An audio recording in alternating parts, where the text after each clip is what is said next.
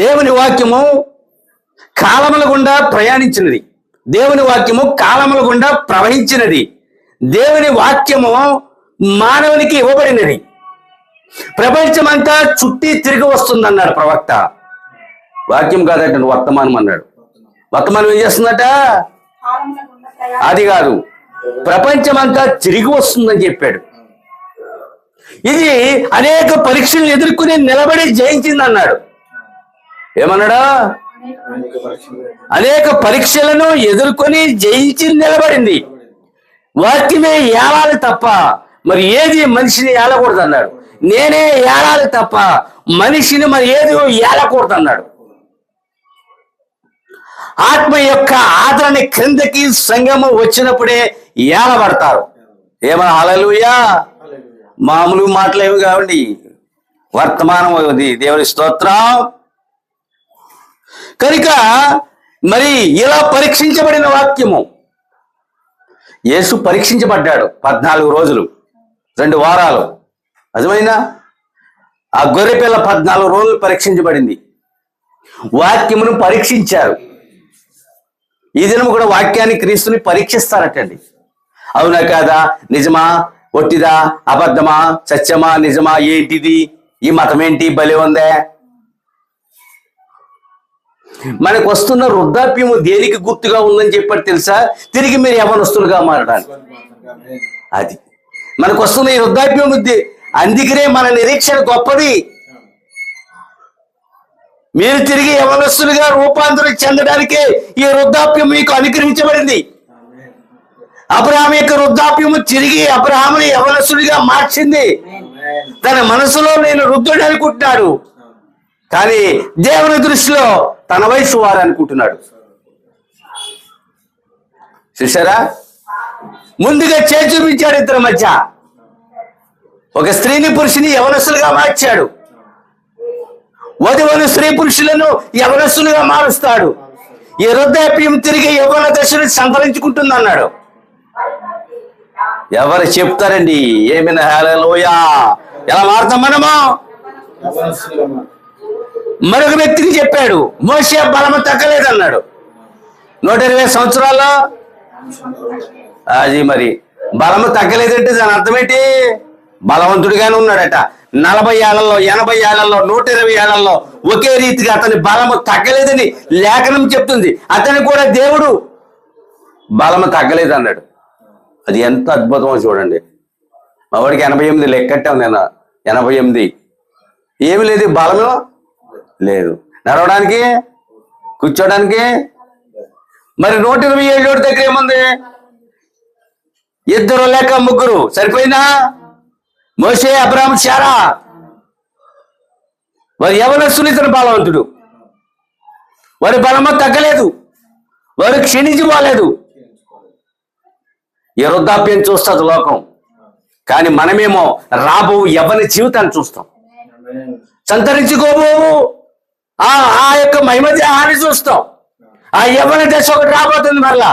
అది ఇక్కడ లేక దాంపత్య సుఖానికి కాదన్నాడు. హల్లెలూయా. చూసారండి? మరి అలాగే ఉంటుంది. ఇక్కడ పాపమే, అక్కడ అది, ఇక్కడ అన్నిట్లో అదే. మా అమ్మది ఇల్లేగా. దేవుని స్తోత్రం. దేవునికి ఇక్కడ ఏం చెప్పారండి? దాంపత్య జీవితం భూమి మీద తప్ప పరలోకంలో ఉంటుంది అన్నాడు. మంచిది ప్రియులారా. అసలు జ్ఞాపకార్థం అనగా ఏంటి? జ్ఞాపకార్థం అనగా ఏంటి? రాబో తరమల వారు, ఇప్పుడున్న వారు కొన్ని నిర్మిస్తారట. కోటలు కానీ, విగ్రహాలు కానీ కొన్ని నిర్మిస్తారట. రాబో తరముల వారు వాటిని చూసి మరి స్ఫూర్తిని పొందడానికి కానీ, లేకపోతే ఆ నిర్మాణములు చూసి ఆశ్చర్యచకితులు అవ్వడానికి కానీ కొన్ని నిర్మాణములు చేస్తారని చెప్పాడు. ఇక్కడ ఏమని చదువుకున్నాము? భూమి ఆకాశములు గతించున్నా కానీ నా మాటలు అన్నాడు వాటికి నాశనమో, ఈ భూమి మీద ఉన్న జ్ఞాపకాలకి నాశనమో, ఈ నిర్మాణములకు నాశనమో, కానీ దానికి నాశనమో, ఆయనకు, ఆయన ఆత్మకు, ఆయన మాటకి, వాక్యానికి, వర్తమానం నాశనమో, ఆయన వధువుకి నాశనమో. అది ఇప్పుడు ఎగ్జాంపుల్ 1 చూడండి. తాజ్మహల్ జ్ఞాపకార్థం తన భార్య నిమిత్తం కట్టాడు. ఆ తర్వాత సింహాసనం రాజ్యం వెళ్ళిపోయింది. కానీ అతను నిర్మించిన చిహ్నము ముంతాజు తన భార్య నిమిత్తం కట్టాడు తాజ్మహల్ అనుకుందాం. అది ప్రపంచవ్యాప్తంగా ప్రాచుర్యాన్ని పొందింది. అవునా? అది జ్ఞాపకార్థం కదా. పిరమిడ్లు ఇంకా ప్రపంచంలో ఏమైనా నిర్మాణాలు ఉంటాయి, అవన్నీ ఎలా ఉన్నాయి? జ్ఞాపకముగా ఉన్నాయి, జ్ఞాపకార్థములుగా ఉన్నాయి. దేవునికి స్తోత్రములు కలుగును గాక. హల్లెలూయా. ఖరీల విగ్రహములు లేదా శృంగారించబడిన సమాధులు అన్నాడు. విగ్రహాలంట శృంగారించబడిన సమాధులు అట్టండి. మరి హైదరాబాద్ లో ఉన్నాయి. మరి నవాబు గారు బంధువర్కు సమాధులు అనే టూమ్స్ అంటారు. అట్లని ఈ ప్రపంచం వింతలో కొంత వింత అంటారండి. మన వాళ్ళు కేంద్ర ప్రభుత్వ ఆర్కియాలజీ వాళ్ళు దాన్ని గుర్తించారు, ఆ సమాధుల్ని, ఆ నిర్మాణాలని. చూసారా? మరియు ఆ శృంగారించబడిన ఆ సమాధులు గుణము క్రియల వలన తెలియబడును. అంటే వాటి హిస్టరీ చెప్తా ఉన్నారు. మరి డబ్బు ఉంది, ప్రజాధనం ఉంది. ఏం చేశాడు? కోటలు నిర్మించాడు. గోల్కొండ కోట 1000 ఏళ్ళు చెక్కు చెదరకుండా ఉంది. అతను నిర్మించుకున్నవి, వాళ్ళ కోసం కట్టుకున్న సమాధులు. వాళ్ళు ఉన్నారా? వారి నిర్మాణములు జ్ఞాపకార్థములుగా భూమి మీద విడవబడ్డాయి. ప్రస్తుతానికి అయితే ఉండొచ్చు, కానీ రాబో దినమందు అవి కూడా ఉండవన్నాడు. హల్లెలూయా. భూమి ఆకాశములు గతించిపోతాయి అంటే భూమి కూడా ఏమవుతుంది? నిర్జీవం అయిపోతుంది. ఆకాశం ఏమవుతుంది? సూర్యచంద్ర నక్షత్రములు లేక వెలవెలబోయేది అయిపోతుంది. కొత్త భూమి అంటే ఏదేని తోట 1000 ఏండ్లు. కొత్త ఆకాశము, సూర్యచంద్ర నక్షత్రములు లేని ఆకాశము, పాలపుంత లేని ఆకాశము. అవి 2 కొత్తగా ఉంటాయి. అటు తర్వాత వాటితో 1000 ఏండ్ల తర్వాత ఈ రెండింటితో కూడా మనిషికి పని లేదు. ఆ తర్వాత వెళ్ళిపోతారు వాళ్ళు, ఎక్కడోళ్ళు అక్కడికి వెళ్ళిపోతారు. ఇది మామూలుగా నిర్జీవం అయిపోతుంది. దేవునికి స్తోత్రములు కలుగును గాక. ఎవరు దీని మీద అడుగు పెట్టరు. వారు నిత్య మహిమలోనికి, నిత్య జీవములోనికి, నిత్య కృప ద్వారా వెళ్ళిపోతారు. అందుకని ఏదియూ ఇక్కడ శాశ్వతం అనున్నది లేదు. మనిషికి లేదు, పశువుకి లేదు, పక్షికి లేదు, జలచరానికి లేదు, వృక్షమునికి లేదు, మనిషి మానవ నిర్మితానికి లేవు. భూమిలోంచి మలిపించారు ఇవన్నీ. దేవుడు చెట్టు పుట్ట మలికలు ఈ యొక్క గొప్ప భవనములను మలిపించారు. అవునా? మొలిచినట్లు ఉండవు.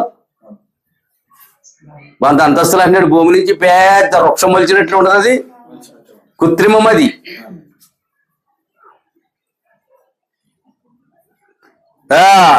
గుణక్రియలు కలిపితేనే జీవితము. ఏంటంట? గుణములు మరియు క్రియలు కలిపితేనే జీవితము. గుణము ద్వారా క్రియలు, గుణము ప్లస్ క్రియలు ఈజ్వల్ టు జీవితం అన్నాడు. అది నీ గుణమే నీ జీవితము. నీ గుణమే నీ జీవితము.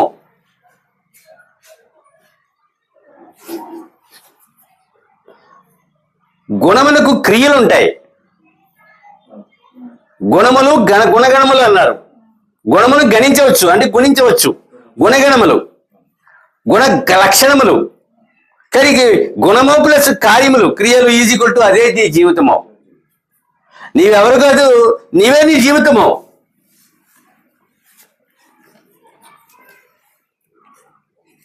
ఏమని? హల్లెలూయా.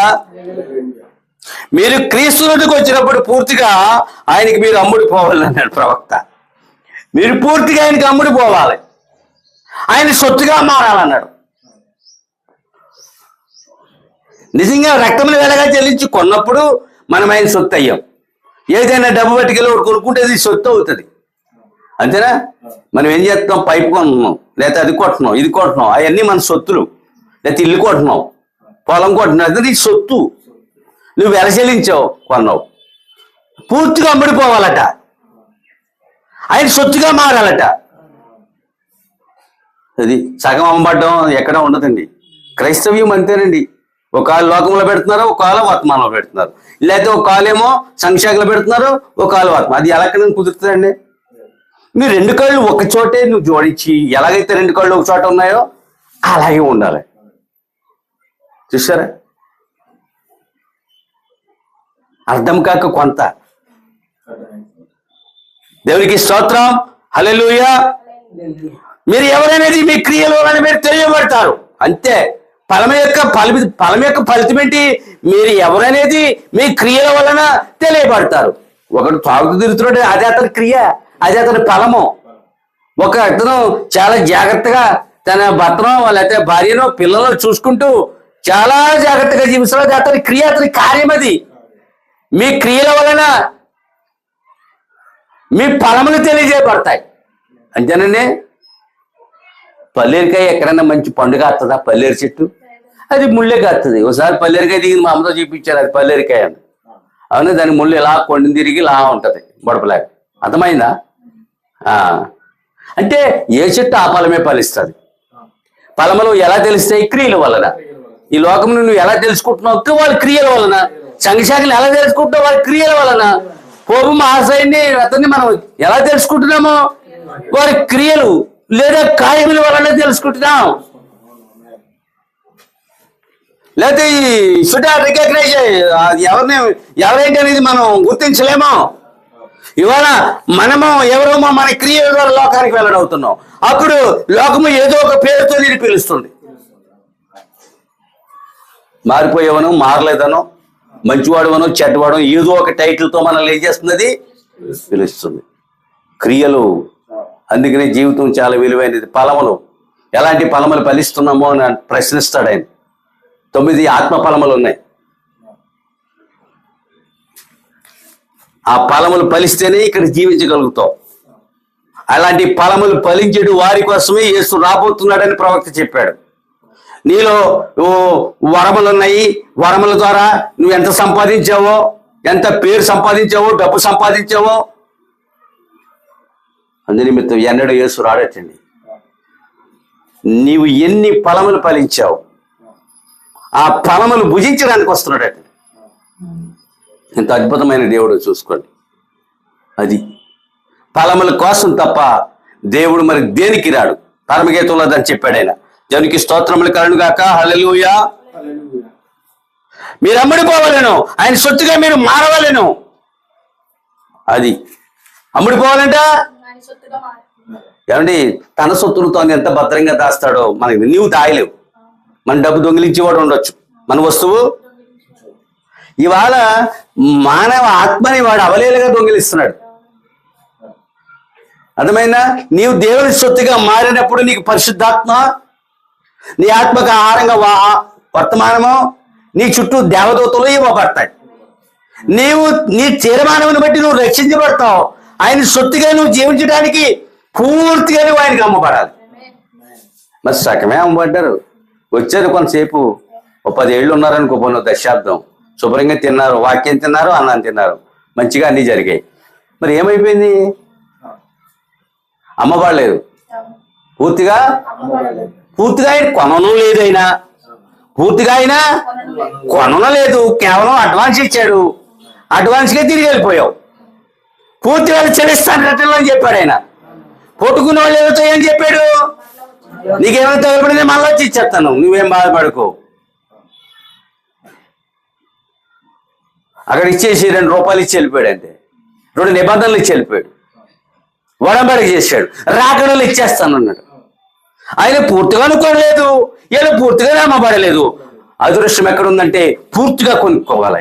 నువ్వు పూర్తిగా అమ్మబడాలి, నిజమైన సొత్తుగా మారాలి, నిజమైనటువంటి ఆ నిత్య భద్రత నీకు దక్కాలి. ఆ కుర్రోడు చేతులు దుప్పడుంది అన్నాడు. ఆంబోతు సింహంగా మారి, నేను దుప్పడు కూడా వివరించిన ఆశ్చర్య, ఎవరు చెప్పరన్నాయాలి. ఎవరు ఇప్పుడే కదా, ఇప్పుడు ఎవరిని చెప్పరన్నారు. పాస్టర్లు కూడా నీకు చెప్పరన్నారు. అర్థమైందా? మేము అందరూ ఏమనుకుంటున్నారు? ఓ చేకబుద్ధితో పొలం దున్నేసే ఎద్దు అనుకున్నారు. కానీ కాదు, అది ఆంబోతు యొక్క క్యారెక్టర్ అంతా లేదు తీసుకున్నాను నేను. అప్పుడు అది అని చెప్పబడింది.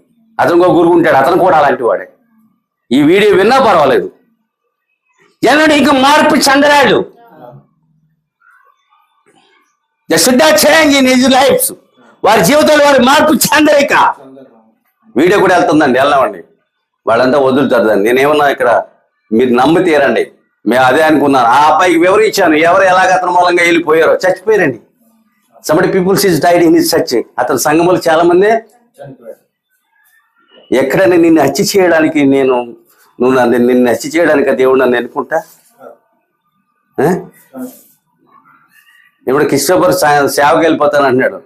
ఏం చేస్తాం? ఆ రోజు ఏం చేస్తాం? నూనె తెస్తాం. నూనె నా చేతిలో పోతాడు, అతని తల మీద చరిస్తాను. ఎల్లు,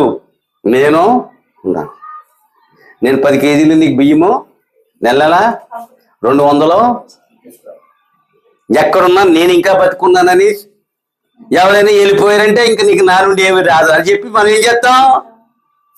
అది సేవకి పనివాళ్ళు లేరు.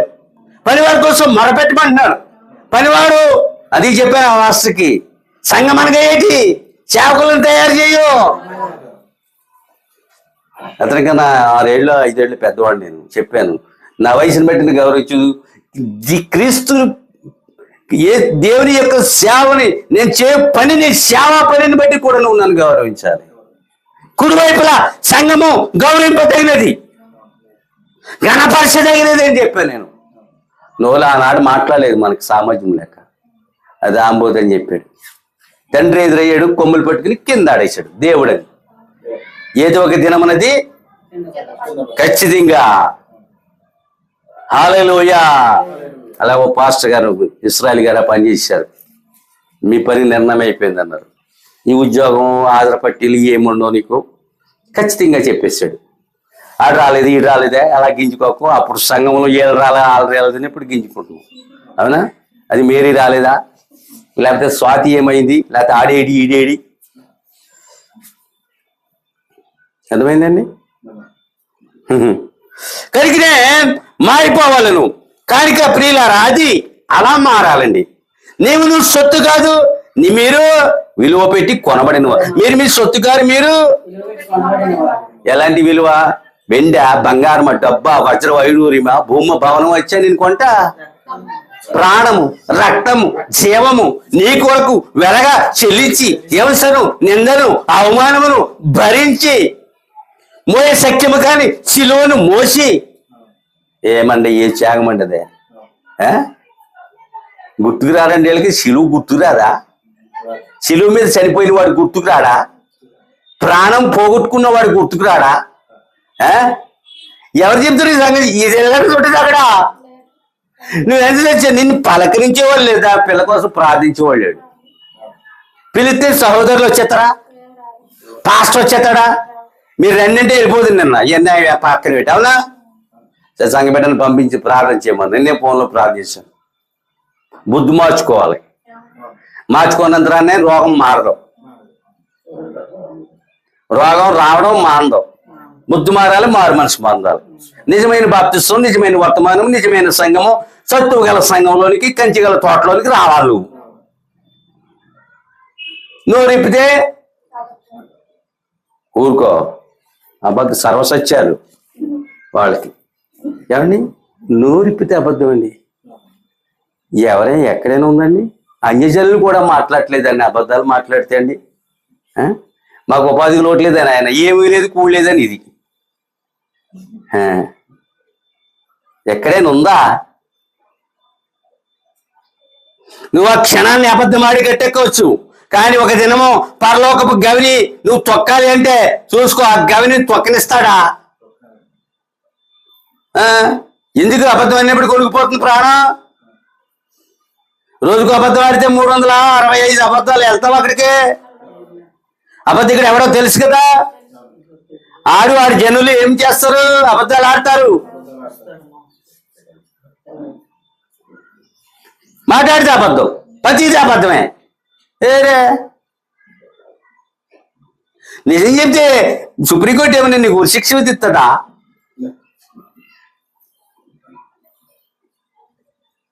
అరే యెహోషువ నది దాటవలసిన సమయం ఆసన్నమైందట. యెహోషువ యోర్దాను పొంగి పొరలిపోతుందటండి. వేసవికాలాన్ని మంచు అంతా కరిగి ఫిబ్రవరి నెల నుండి ఏప్రిల్ నెల దాకా మంచు కరుగుతూ ఉండి ఓ గట్లు పిక్కిటి అది మరి వెళ్తా ఉంటుందండి. యోర్దాన్ నది అవతలకి 2 కిలోమీటర్లు ఉండొచ్చు, 3 ఉండొచ్చు, కానీ నదిని దాటాలి. అందరూ వచ్చేసారు. ప్రజల వెనకాల మందసం, ఈ అయ్యగారు ప్రవక్త, మా మందసాన్ని మోస్తున్నటువంటి యాజకులు, ఈ ప్రవక్త అందరు కూడా నది అలెగ్జాండర్ ఇండియా దాడి చేయలేకపోయాడు. ఒక ఏదో యమునా నదో గంగా నది ఏదో పొంగుతున్నట్టండి ఆ ప్రాంతంలో. ఆ దినాల్లో ఒక పెద్ద నది ఏదో పొంగుతుందంట. ఆ నదిని దాటలేకపోయాడు. దాటలాగా వెనక్కి వెళ్ళిపోయాడు. అర్థమైందా? అలెగ్జాండర్ ద గ్రేట్, మహా అలెగ్జాండర్ అనేవాడు. అర్థమైందా? అడుగు పెట్టగలిగాడా? ఈ విషయాన్ని చంద్రగుప్తుడు పసికట్టలేకపోయాడు. చాణక్యుడు పసికట్టాడు. చాణక్యుడిని తిట్టాడు చంద్రగుప్తుడు, ఈ దేశం మీదకి దండెత్తే వాళ్ళు లేడని. రావని అక్కడ ఎదురు చూస్తున్నారు. వాళ్ళు పడవలు గిడవలు లేవు తెలియదాడు. దాంట్లేమో అందరూ చచ్చిపోతామన్నారు. అంతే వెనక్కి వెళ్ళిపోయాడు. అర్థమవుతుందండి? ఆమెను హల్లెలూయా. ఉన్న చరిత్ర ఉంది. నదిని మానవుడు దాటలేడు. రూపాయి వెలసెల్లించకుండా సముద్రాన్ని దాటారు. అర్థమైనా? పడవలు లేవు, వాడలు లేవు, కేవి లేదు. దేవుడు అందుకనే అక్కడికి వచ్చాడు. అక్కడికి రాగానే పొంగి పొరలిపోతుంది నది. పీతాహతంగా ఉంది నది. అందుకనే యెహోషువ చెప్పాడు, ముందు మందసమును తీసుకుని యాజకులు తమ పాదములు నేల మీద మోపమన్నాడు. ముందు వాక్యాన్ని పెట్టాలంటే, ముందు మన క్రీస్తుని పెట్టాం. కొన్ని నీళ్ళు ఎలా తాగుతున్నాం అనుకో, ఈ విధంగా వంకని తాగేస్తున్నాం. దానికి ప్రార్థన చేయాలంట పౌలు చెప్పాడు. నువ్వు తినను ప్రాణము చేయను నువ్వు ప్రార్థించమన్నాడు. ఇప్పుడు అర్థమైందా? తిన్నప్పుడు ప్రార్థన, తాగినప్పుడు ప్రార్థించు, ధరించినప్పుడు ప్రార్థించు. ముందు ఆయన్ని పెట్టమన్నాడు. ప్రతి దానికి ప్రార్థించాలి. ముందు ఆయన పెట్టడం అంటే ఆయన నామాన్ని ఆయన్ని నువ్వు ఉచ్చరించకుండా ఏమి చేయకూడదు. నువ్వు ఆయన వాక్యాన్ని ఆయన్ని పెట్టి చూడు, ఆయనకి ప్రార్థించి చూడు. ఆ పొయ్యి వెలిగినప్పుడు ప్రార్థిస్తాను. అవునా? లేకపోతే అది ఎలగదండి ఒక్కోసారి. అదేంటో ఎంత వేసినా అది ఎలగదన్నట్టుగాని అలాగే ఉంటుంది. నేను ప్రార్థన చేస్తాను. ఆ స్టవ్ కాడికి వెళ్ళి ఎలగించినప్పుడు ప్రభు అని చెప్పి నేను ముందు ఆయన వాక్యాన్ని ఆయన్ని పెట్టాలటండి. అర్థమైందా? సరిగ్గా యాజకులు అక్కడ ప్రార్థన చేశారు. ఎర్ర సముద్రాన్ని నీవు దాటించావు. ఓ అందులో కొంతైనా కూడా కానీ ఈ నదిని నీవు దాటించగలవు. వాళ్ళు అక్కడ గొప్ప ప్రార్థన చేశారు, లేదా గొప్ప పాటలు పాడారు. దేవుని అద్భుతాన్ని చూడబోతున్నామని ప్రకటించేశాడు. యాజకులు మందసాన్ని తీసుకుని మొదట అంతే ఆరిన నేలను ఏం చేశారు? అవతలకే నడిచి వెంటనే అవతల ఒక జ్ఞాపకార్థాన్ని కట్టాడు. 12 గోత్రాలకి 12 రాళ్ళని తీసుకున్నాడు. ఒక చిహ్నాన్ని, జ్ఞాపకార్థ చిహ్నమును అక్కడ కట్టాడు. ఇశ్రాయేలు గోత్రముల వారు 12 గోత్రముల వారికి ఒక జ్ఞాపకార్థ సింహాన్ని 12 రాళ్ళు వేసి కట్టాడు. ఎవరైనా సరే 12 రాళ్ళు వాడుకున్నారు బైబిల్లో. యాకోబు కూడా 12 రాళ్ళు కట్టాడు అక్కడ. అర్థమైందా? మీరు ఈవెన్ హేబెలు కూడా 12 రాళ్ళు వాడాడు. వాళ్ళకి ముందే ఆత్మీయ స్పృహ ఉంది. అర్థమైందా? ఒక జ్ఞాపకార్థ చిహ్నమును ప్రౌసాది ఇప్పుడు ఉందా? లేదు. హేబెలు జ్ఞాపక చిహ్నం ఉందా? యాకోబుతుందా? ఏమయో లేవు. వారు ఆ రీతిగా దేవునికి ఆదినము కృతజ్ఞతలు చెల్లించారు. జ్ఞాపకార్థమైనటువంటి బలిపీఠములు, జ్ఞాపకార్థమైనటువంటి చిహ్నములు వారు నిర్మించారు. కాల పరీక్షలు అవి ఏమయ్యాయి? కొట్టుకుపోయాయి. పాత నిబంధన ఏమైంది? కొట్టుకుపోయింది, మూసివేయబడింది, అది చించివేయబడింది అన్నాడు. అర్థమైందా? ఆమెను హల్లెలూయా. అదంతా వారు, వారి ప్రవక్తలు, వారి దేవాలయములు, వారు బలిపీఠములు అన్నీ కూడా ఇప్పుడు ఏమియో ఆ జ్ఞాపకాలన్నీ ఏమయ్యాయి? కాల పరీక్షలో, కాలగమనములో మాయమైపోయాయి, కనబట్టలేదు అవి. ఆ జ్ఞాపకాలు ఏమి? అందుకని భూమి ఆకాశము గతించిన నా నోటి మాటలో. అబ్బా, నిజమైన సంఘానికి ఆ మాటలు అర్థమైతే గతించని వాక్యము, కనుమరుగు కాని వాక్యం, నాశనము కాని వాక్యము, నాశనము కాని ఆత్మ ప్రభు మనకిచ్చి ఏం చేశాడు? అబ్బాబాబా, నీవును నాశనము కావు, నేనును నాశనము కానట్లు నీవును నాశనము కావు. ఆ పాత నిబంధన జ్ఞాపకాలు ఏమీ లేవు. మీరు నమ్మి తీరితే ఆ పిరమిడ్లు ఉన్నాయంతే, అవి కూడా ఉండవని చెప్పాను నేను ఒక వీడియోలో పిరమిడ్ లోపలంతా చూశాను. నేను ఆశ్చర్యపోయాను. అది ఎలా నిర్మించారో నాకే తెలియదు. మా అబ్బాయి చూపించాడు ఒకసారి, ఆ వీడియోలో చూశాను అనమాట. లోపల అదంతా కూడా మరి దారి ఉంది, నిలబడడానికి భయమేసింది. లోపల అదంతా కూడా లైట్లు వెలుగులు పెట్టి మరి ఆ చీకట్లోకి వాళ్ళు ఎలా ప్రయాణించారు, అక్కడ ఏం చేశారు అనేది మనకి తెలియదు. దేవునికి స్తోత్రములు కలుగును గాక. ఇప్పుడు అర్థమైందా? అవి కూడా వేల సంవత్సరములు కాల పరిస్థితి తట్టుకుని ఉన్నాయి. అవి అది ఉంది కదా, ఇది ఉంది కదా అని అనొచ్చు మీరు. పిరమిడ్లు ఉన్నాయి కదండి, ముంతాజ్ మహల్ ఉంది కదా, ఇవన్నీ చెప్పొచ్చు మీరు. అది ఆ కోట ఉంది, ఈ కోట ఉంది. కానీ మనం ఏం చెప్తున్నాం? ఉండవు అని చెప్తున్నాం. యోసేపు ఏం చేశాడు? ఒక జ్ఞాపకార్థాన్ని, అలాంటి ఎంతో మంది ఎన్నో జ్ఞాపకార్థాలు, ఎన్నో బలిపీఠములు, ఎన్నో రాళ్లతో నిర్మించినటువంటి వాటి అన్నీ కూడా ఏమయ్యాయి? కాల ప్రవాహంలో శిథిలమైపోయాయి అన్నాడు. అవన్నీ ఏమయ్యాయి? పాత నిబంధన మందిరం ఏమైంది? ఒకసారి దాన్ని వెళ్తా మందిరానికి చూపించి మందిర నిర్మాణం యొక్క విశేషాలను మన ప్రభుకి వివరిస్తున్నారు శిష్యులు. ఇది ఇన్ని సంవత్సరాలు పట్టింది, ఈ రాజు కట్టించాడు, ఇది దీనికి ఇంత బంగారం ఆడింది, చుట్టు దెబ్బ కానీ లేకపోతే ఉలి దెబ్బ కానీ వినపడకుండా కట్టారు. అప్పుడు ఆయన రాతి మీద రాయి లేకుండా ఇది పడిపోతురా అన్నాడు. ఇది రాతి మీద రాయి లేకుండా పడబో దినములో వచ్చిచున్నవి అన్నాడు. బహుశాలకి అందులో అర్థమైందో అర్థం కాలేదో మనకి తెలీదు. అంతటి అద్భుత మందిరం ఇది, బంగారంతో నిర్మించారు. అది తాపడం చేసేసారండి. ప్రపంచ నలుమూలల నుంచి వచ్చాయి వాటి రాళ్ళు, లేకపోతే దూలాలు, బంగారము, పనిముట్లన్నీ ప్రపంచ నలుమూలల నుంచి సేకరించారు. ప్రపంచ నలుమూలల నుంచి వధువు ఎలాగైతే సేకరించబడి వధువు ఆరోహణం అవుతుందో అలాగే ఆ మందిరంలో ప్రపంచ నలుమూలల నుండి వస్తువులు వాడబడ్డాయి. ఎంత అద్భుతమో చూడండి. ఎవరికి తోచినంత వారు పంపించారు. ఓడల మీద, బళ్ళు మీద, ఆటల మీద అలాగ అలాగ అలాగ అక్కడ చేర్చబడ్డాయి. చూసారా? ఇప్పుడు దాని ప్లేస్లో ఏముంది మీకు తెలుసు. యెరూషలేము మందిరము ప్లేస్లో ఏముందో తిరిగి దాన్ని తీయబడుతుంది, తీసి మళ్ళా మందిరము నిర్మించబడదు. మళ్ళీ అనుదిన బలి అర్పణలు మనము వెళ్ళిపోతాం. నువ్వు చూడాలంటే చూడొచ్చు అన్నారు ప్రవక్త. మళ్ళా యూదుల మధ్య ఏం జరుగుతుందో పరదేశం నుంచి నువ్వు చూడవచ్చు, దూత అనుమతి తీసుకుని చూడవచ్చు. వారి నీకు ఆటంకం పెట్టరాళ్ళు. ఇప్పుడు అర్థమైందా? ఇప్పుడు కళల్లో ఎటు వెళ్ళిపోతున్నాం కదా, ఆయన అధికారం చెప్పిన లోకం నీ అధికారం చెప్పి నీవే చూడవచ్చు దాన్ని. ఇక్కడ ఇది గతించదు, వాక్యమా ఇక్కడ ముందుగానేది. అది తన సొంత హృదయం నుంచి వచ్చిన నోటి మాట, అది దేవునిది, గతించనిది, అదృశ్యగాదిక. మరి అర్థమైందా? రాయి మీద రాయి ఉండదు. మరి మరి పిరమిడ్ ఉంటుందా? ఎప్పటిదాకా ఉంటుందంటే ఆయన వచ్చే ముందు ఆ పైదేరుతారు. క్యాప్స్టోన్ ఏమంటారు? అది తలరాయి, క్యాప్స్టోన్. అందుకని అది అలాగా ప్లాట్ గా ఉంచేశారు. ఓ పెద్ద హెలికాప్టర్కి ఆ తలరాయిని తగిలించి మెల్లిగా దాని మీద దించుతారు. పని పూర్తి వచ్చేస్తాడు. తలరాయి ఎప్పుడైతే పెట్టారో ఆయన వచ్చేసినట్టు లెక్క. అర్థమైందా? ఆ తలరాయి రాబోతుంది, దీని మీద తలరాయి పెట్టబోతా ఉన్నారు. ఇప్పుడు అర్థమవుతుందండి ఎందుకో దాన్ని అలా ఉంచాడు మనకి తెలియదు. కానీ మన ప్రవక్త దాని కూడా మనకి చెప్పాడు. ఎవరు నమ్ముతారు? సంఘశాఖలు నమ్మవు, మత సంస్థలు మత శాఖలు నమ్మవు. దాని మీద అన్నిటి మీద ఉంది, దాని పెద్ద దాని మీద లేదు. దాని మీద చూసారా? అంతా చేసి దానికి కూడా ఎందుకు పెట్టలేరు వాళ్ళు? ఆనోకు మహాశయుడు కట్టాడటండి. ఇలా ఒప్పుకుంటారా? ఆనోకి నిర్మించాడు వాటి. అద్భుతం అండి అంతనే. ఆయన చెప్పింది అక్షరాలు. అతను ప్రవక్త, అతడు దేవుని మాటలే పలుకుతాడు తప్ప తన మాటలు ఎన్నడూ పలకలేడు. తన ఇంట్లో పలుకుతాడు తన మాటలు, అంతేనా?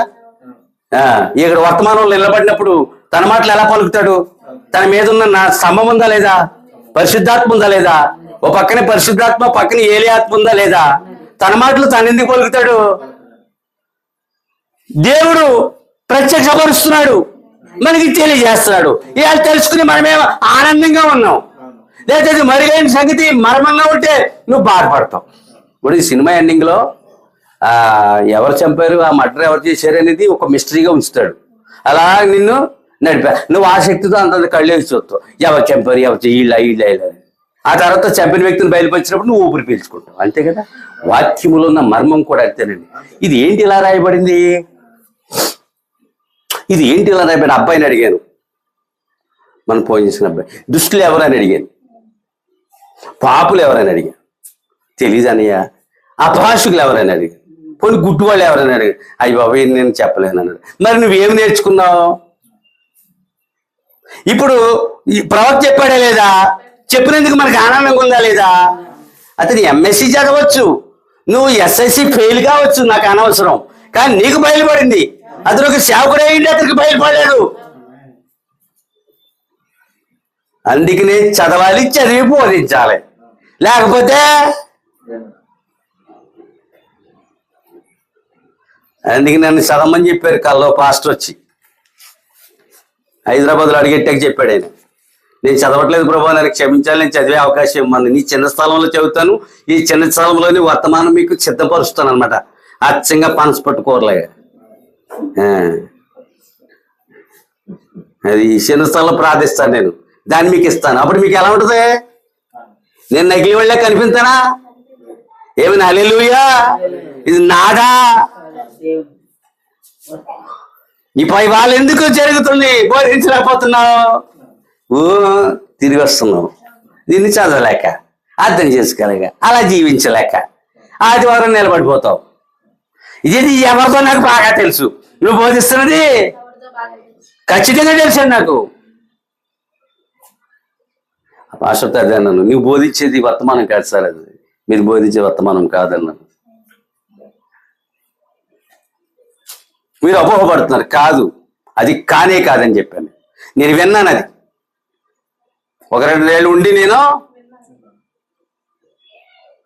అది విన్నది ఇప్పుడు గుర్తుండదా? ఎలా పట్టుకుని 4 రెఫరెన్స్లు ఇచ్చేసి అది ఇది అంటే ఒప్పుకుంటావు నువ్వు? నన్నాడు అంటావు. ఎవరికి? అలాగే ఉంటుంది. ఇది నీకు వర్తమానం ఇవ్వందే, నీ ఆత్మకు వర్తమానం ఇవ్వందే. తగినంత నీ ఆత్మకి సంతృప్తి చెందే వర్తమానం ఎప్పుడు ఇస్తాడు ఆయన. నీ పొట్టకి నీ ఆత్మకి ఆయన తన శ్రద్ధ వహిస్తాడు ఆయన. ఊరికి నీ దగ్గర తన ఫీజు వసూలు చేయడు. 45,000 ఇచ్చాడు, కనుక ఉద్యోగం తిరిగి ఇచ్చాడు, పని చెప్పించాడు ఆయన. తరతరములకి సరిపడా ఇస్తాడు. నువ్వు చెల్లించిన దానికి నేను చెల్లిస్తున్నాను, మీరు చెల్లిస్తున్నారు. అవతల సేవకులకు పని జరగాలని నేను చెల్లిస్తున్నాను, ఈ సేవకుడికి పని జరగాలని మీరు చెల్లిస్తున్నారు. ఎవరు చెల్లించుకుండా ఉన్నారు ఇక్కడ జ్ఞాపకం పెట్టుకోండి. దేవునికి స్తోత్రములు కలుగును గాక. హల్లెలూయా. ఏమన్నారండి? ఆ పేతురు దృశ్యాన్ని చూసి వాళ్ళు ఆశ్చర్యచకితులు అవుతున్నారటండి. అప్పుడేమైంది?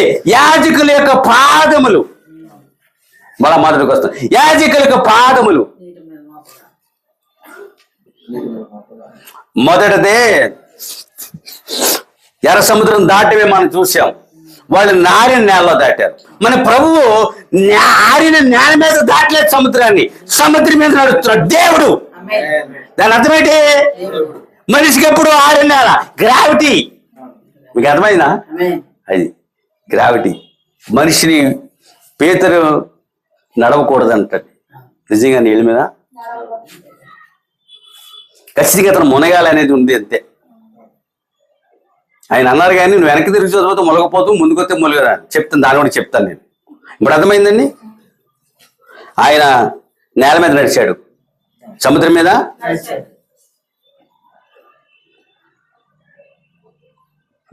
మనము ఈ యోర్దాను దాటిన వాళ్ళు, సముద్రం దాటిన వాళ్ళు ఎక్కడ నడిచాం? ఈ 3 ఎక్కడ? అది ఖచ్చితంగా గ్రావిటీ. ఇప్పుడు అర్థం చేసుకోండి, మీరు అర్థం చేసుకోండి. కానీ ఆయన ఎక్కడ నడుస్తున్నాడు? అది హల్లెలూయా. ఆయనే అది ముంచలేదు, అది దానికి గ్రావిటీ కోల్పోయింది, దాని ఆకర్షణ శక్తి ఏమైంది? మనం నడితే కోల్పోతుంది. అది అనమాట. ఇప్పుడు అలా పైకి రాయేస్తావు, ఏమవుతుంది? గ్రావిటీ కిందకి లాగేస్తుంది రాయిని. అవునా? చంద్రమండలం మీద ఎత్తే కింద పడుతుంది, పడదు. అక్కడ వాతావరణము గ్రావిటీ అలాగే అలాగే ఉంటుంది. వాళ్ళు ఏ శక్తిది? భారరహిత శక్తి. వాళ్ళు శక్తులు ఉంటారు, భారం ఉండదు, భారరహితము. ఆ శక్తి కింద పడే భారం లేదు ఇక. అందుకనే అక్కడ వాళ్ళు స్కై వాక్ చేస్తారు. ఏం చెప్పారండి? వాళ్ళు జ్ఞాపకార్థం కట్టారా లేదా? అదేటండి, కట్టబడిన ప్రతి జ్ఞాపకార్థము గొప్ప ఆశీర్వాదకరమైందటండి, దైవికమైంది. అది ఆ జ్ఞాపకార్థం ఏంటిది? దైవికమైనది, ఆశీర్వాదకరమైనది అన్నాడు. చూసారా? గొప్ప ఆశీర్వాదకరమైనది. జ్ఞాపకార్థ చిహ్నానికి కట్టాడు 12 రాళ్లతో. నది దాటగానే జరిగిన పని అది. ఆశీర్వాదకరమైనది మరియు గొప్ప జ్ఞాపకార్థమైనది.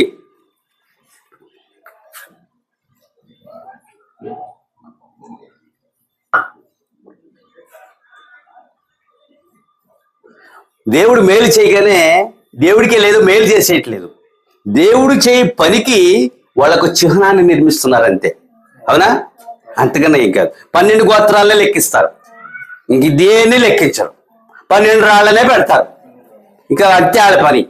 ఆ 12 రాళ్ళు పేరు చేస్తారంతే. అది జ్ఞాపకార్థ చిహ్నం. అర్థమైందా? వాటర్ వస్తుంది, ఒక్కసారి లుక్కేయండి. చిన్న పాత్రలో చిన్నబాబు గారు వాసు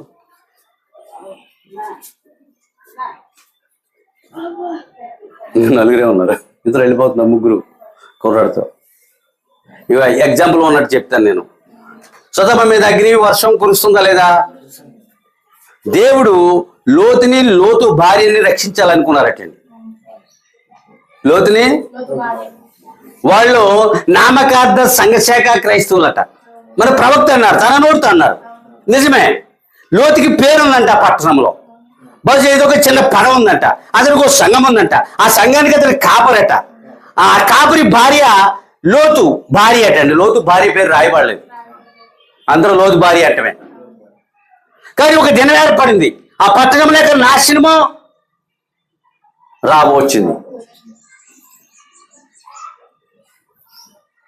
లోతుని కూడా దేవదూతలు ఇడ్చుకెళ్ళే పట్టణ పిలపడికి. కానీ లోతు భార్యని ఈడ్చుకెళ్ళలేదు. లోతు భార్యకి ఆజ్ఞ ఇచ్చారు, నువ్వు వెనతిరిగి చూడకుండా పారిపోవాలన్నారు. ఇప్పుడు అర్థమైందా? ఏం చేయాలండి? నువ్వు పారిపోయినప్పుడు వెనక్కి తిరిగి చూడకూడదు. నీకు వినబడిందిగా, దూతలు చెప్పాయి కదా, వాటిని స్వరమెత్తి చెప్పాయి నీకు. అవునా? నీవు వెనతిరిగి చూడకుండా, వెనక్కి చూడకూడదు అట్టండి. నాగటి మీద చేతి పెట్టుబడి వెనక్కి చూసేవాడు నా రాజ్యానికి పాత్రుడు కాడన్నాడు. నాగలి పొలం దున్నుతున్నావు, వెనక్కి చూడకూడదు. ఆ రైతు చూసుకోవచ్చు, కానీ ఆత్మ సంబంధమైన పొలంలో పని చేయవాడు వెనక్కి చూడకూడదు. ఎంత దున్నాను, ఎంత సేవ చేశాను, ఇంకా ఎంత చేయాలి, ఇంకా ఎంతసేపు చేయాలి అనే భావన నీలో ఏర్పడుతుంది వెనక్కి చూస్తే. అవునా? ముందుకే దున్నుకుంటే వెళ్ళాలి, ముందుకే వెళ్ళమన్నాడు. నాగటి మీద చేయబట్టి చూసారా, అరక, దాని మేడి తొక్క ఉంటుంది, దాని మేడి తొక్క అంటాం. మేడి తొక్క పెద్ద కర్ర ఉంటుంది, పెద్ద అడ్డకర్ర ఉంటుంది, దాని కాడి. చూసారా సిస్టమ్ ఉందా లేదా? ఎప్పటికీ ఎడ్లు ఉన్నాయి మనకు, వాడుతున్నారు ఈ దేశంలో. అవునా? ఇప్పుడు ఏం చెప్పాడు లోతు భార్యకి? నువ్వు వెనక తట్టు చూడకు, నువ్వు వెనక్కి అసలు చూడకు సుమా. ఏమి జరుగుతుంది ముందుకి పరిగెత్తుకుని పారిపోమన్నాడు. వాళ్ళిద్దరిని రక్షించడానికి వాళ్ళు ఇరువురినే కొంత దూరం పరిగెత్తింది అన్నాడు. మన సహోదరులు ఉన్నారు కదా, కొంత దూరం పరిగెత్తలేదా? నాకన్నా నీకన్నా బాగా పరిగెత్తారు. ఇక బాగా పరిగెత్తేస్తారు, ఇక మెడలు వచ్చేత్తకి గోల్డో లేకపోతే వెండి మెడలో, లేకపోతే ఖచ్చితంగా 3 మెడలు ఇత్తడి మెడలు కూడా ఇస్తారు. పొత్తుడితో పాటు ఇత్తడి మెడలు కూడా. మనం అలా అనుకున్నాం, పోలే మీకు గోల్డ్ వచ్చినా మాకు ఇత్తడి వచ్చినా చాలు, పొత్తుడు లేకపోయినా మరి మనం సంతోషంగా ఉన్నాం. పరిగెడుతున్నారు సగం దూరం వెనక్కి వెళ్ళదండి. లోతు భార్య వల్ల వెనక్కి తిరిగి చూసారు. చూడొద్దు అన్నాడు దేవుడు, దేవదూతలు కాదంట. ఎవరు చూడొద్దు అన్నారు? దేవదూతలు అన్నారని వీళ్ళు అంటారు. నిజంగా దేవదూతలు అన్నట్టే ఉంది. అవునా? వర్తమానం ప్రవక్త మాట్లాడలేదని అన్నాం అనుకో, దేవుడే మాట్లాడాడు. ఏదో నీ ప్రవక్త మాట్లాడాడు. ఇప్పుడు ఇది పరిశుద్ధాత్మ మాట్లాడుతుంది, కాదు నువ్వు అంటారు. కానీ ఆత్మీయంగా రివర్స్ వస్తుందండి. దీని సిస్టమ్ అర్థం అవ్వదండి. అవునా? వెండి లేదు, ఎత్తడత లేదు, పొత్తడత లేదు. మొత్తం 20,000 పొత్తులు తాడితే ఎగిపోయింది, పోయారైతే అవతలకి. అయినా వదిలిపోయిందా? నిన్ను వెనక్కి తిరిగి చూడదు. ఏమైంది? నేటికి నీ భూమి మీద జ్ఞాపకార్థం అన్నాడు ప్రవక్త ఉప్పు స్తంభాన్ని. ఏమైంది? ఆ భార్య ఏ స్తంభం అది? ప్రవక్త అన్నాడు ఆమె తల ఎడం భుజం మీద పెట్టి ఎలా చూస్తుంది అన్నాడు. ఆ బొమ్మ చూశాడంటే ఆయన ఆ స్తంభాన్ని. అర్థమైందా? ఆ సరిగ్గా మీరు చూడండి, మీకు అలా కనబడుతున్నాను. ఉందండి ఇది భూమి మీద ఇప్పుడు ఉంది. అది ఆమె ఉప్పు స్తంభం పోదండి. అదేంటిది? ఒక జ్ఞాపకార్థం. దేవుడు ఏం చేశాడు?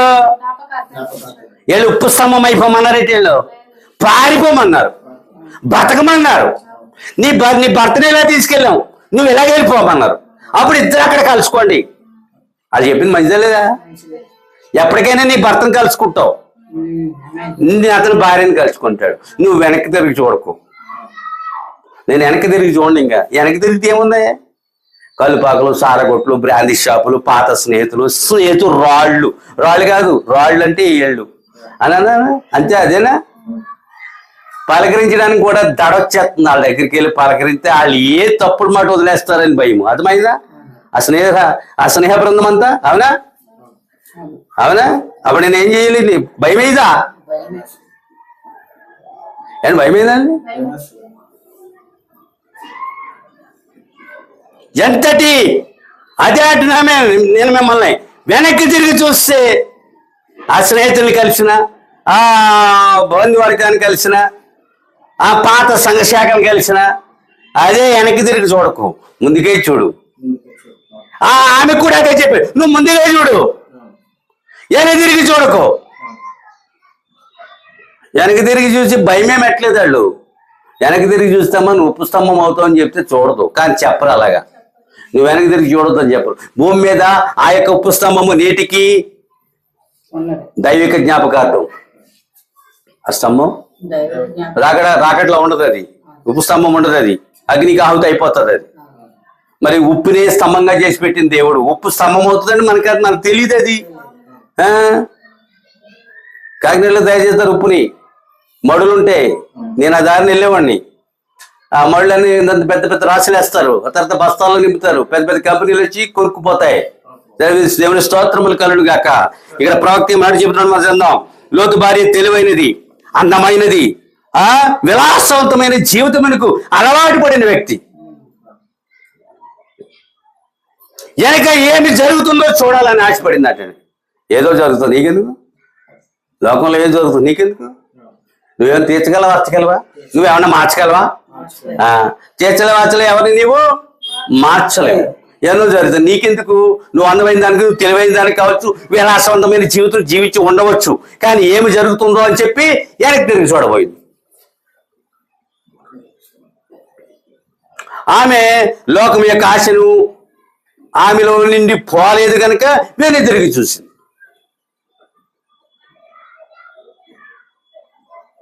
వెనక్కి తిరిగి చూడకపోన్నాడు. అంతే, ముందుకే సాగిపోండి అన్నాడు. ప్రయాణంలో ఇశ్రాయేల్ వాళ్ళకి ముందుకే సాగిపోమని చెప్పాడు.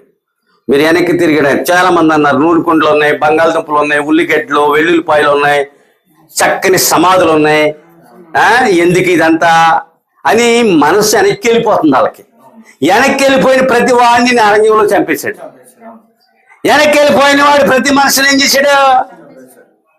అరణ్యంలో ఆకురాళ్ళెట్టుకు లాగేశాడు. ఆయన ఊరుకోడండి బాబు. అంతే, నమ్ముకున్నావా? నమ్ముకున్నప్పుడు నా తన కొరకు అలా 2 కాళ్ళతో నిలబడవలసిందే, చేతులు కట్టవలసిందే, వణకవలసిందే. అంతే అంతే. అప్పుడు నిన్ను మాత్రమే దృష్టిస్తాడు. కోట్ల మందిలో నిన్ను మాత్రమే దృష్టిస్తాడు. వేల స్త్రీలలో ఎస్తేర్ని మాత్రమే దృష్టించాడు. అందరూ రాజుకి భార్య కావాలని ఉంటది, కానీ అందరూ పరలోకంలో చేరాలంటుంది. కానీ దానికి ఇక్కడ వర్తమానం ఉంది. నువ్వు చేరడానికి ఒక మార్గం ఏర్పరిచారు ఆయన. అందరూ ఎస్తేర్లు కాలేరు కదా, అందరూ రూతులు కూడా కాలేరు. ఆ గొప్ప ధనవంతుడికి భార్య ఎవరు కాగలుగుతారు? తన బాబాయ్ తీసుకుని వచ్చింది, పోటీలో నెగ్గింది. తన అత్తగారితో వచ్చింది, పోటీలో నెగ్గింది. భార్య అయిపోయింది. చరిత్రలో నిలిచిపోయారు. మన నోట్లో ఈనాటికి వాళ్ళు. మరి వాళ్ళ పేర్లు మనం స్మరిస్తున్నాం. దేవునికి స్తోత్రములు కలుగును గాక. అయితే ఆ విలాస జీవితంలోకి అలవాటు పడిన ఆ యొక్క వనిత అందరితో కలివిడిగా ఉండడానికి ఇష్టపడిందట. అందరితో, ఇది మత సంస్థ, ఇది మత శాఖ, ఇది వర్తకము, వీళ్ళ అంజులు అని లేదట. అందరితో, ఆ సొదమ గుమ్మర ప్రజలందరితో కలివిడిగా ఉండేది. మంచిదనే పేరు వచ్చిందంటే ఆమెకి. ఏమొచ్చింది? మంచిది. నువ్వు కలివిడి ఉండి నీకు మంచి పేరు వస్తుంది. ఓ నెలకి 10,000-15,000 వెళ్ళి పట్టిపోతారు. అంటే డబ్బు రూపంలో కాదు, ఏదైనా పదార్థ రూపంలో 10,000 సరుకులు వెళ్ళిపోతాయి బయటికి. దేవునికి ఇవ్వాల్సింది, నువ్వు తినవలసింది పోయి ఆడ తింటారు. కలివిడిగా ఉండేదట అందరి చేత, అందరితోటి. ఆ సదమీలు మంచోళ్ళ, ఆ గుమ్మరి ప్రజల మంచోళ్ళ, అసలే నామకార్థమైన దానివి, అందరితో కలివిడితనము. అదంటే తన జీవితము విలాసవంతమైన జీవితం జీవిస్తుందంటండి.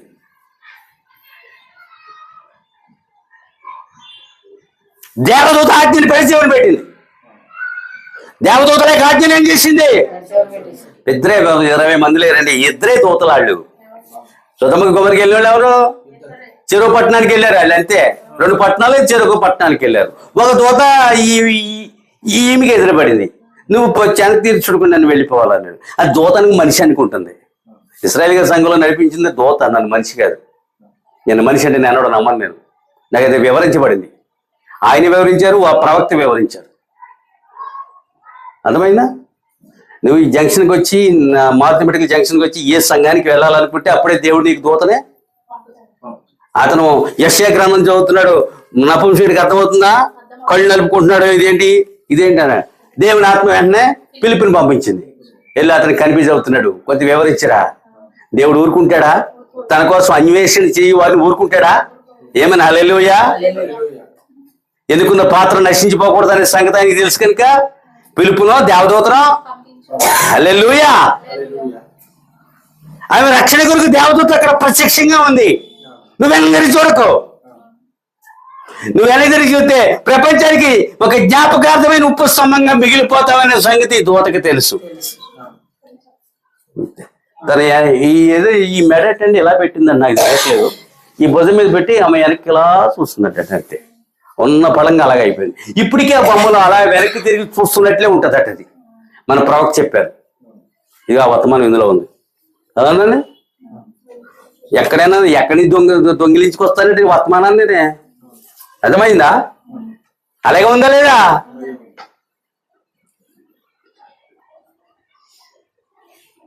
నాగటి మీద చేయి పెట్టి వెనక తప్పి చూడొద్దు అన్నాడు. పొలము దున్నుకుంటే పో, సువార్త పొలము దున్నుకుంటే పో. నమ్మకమైన చాకపూర్తమైన ఎద్దు వలె నువ్వు దున్ను. 4 జీవులు, అద్భుతమైన జీవులు. గొర్రె ప్రాణత్యాగానికి, ఎద్దు చాకపూరితమైన కాడిని లాగడానికి, గాడిద నమ్మకమైనది.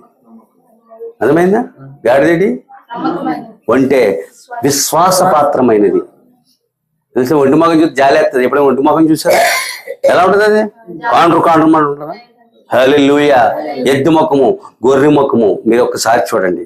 చక్కని ఆ గాడిద నాకు ఎవ్వరు లేరు అన్నట్టు ఉంటుందండి. అది అవునా?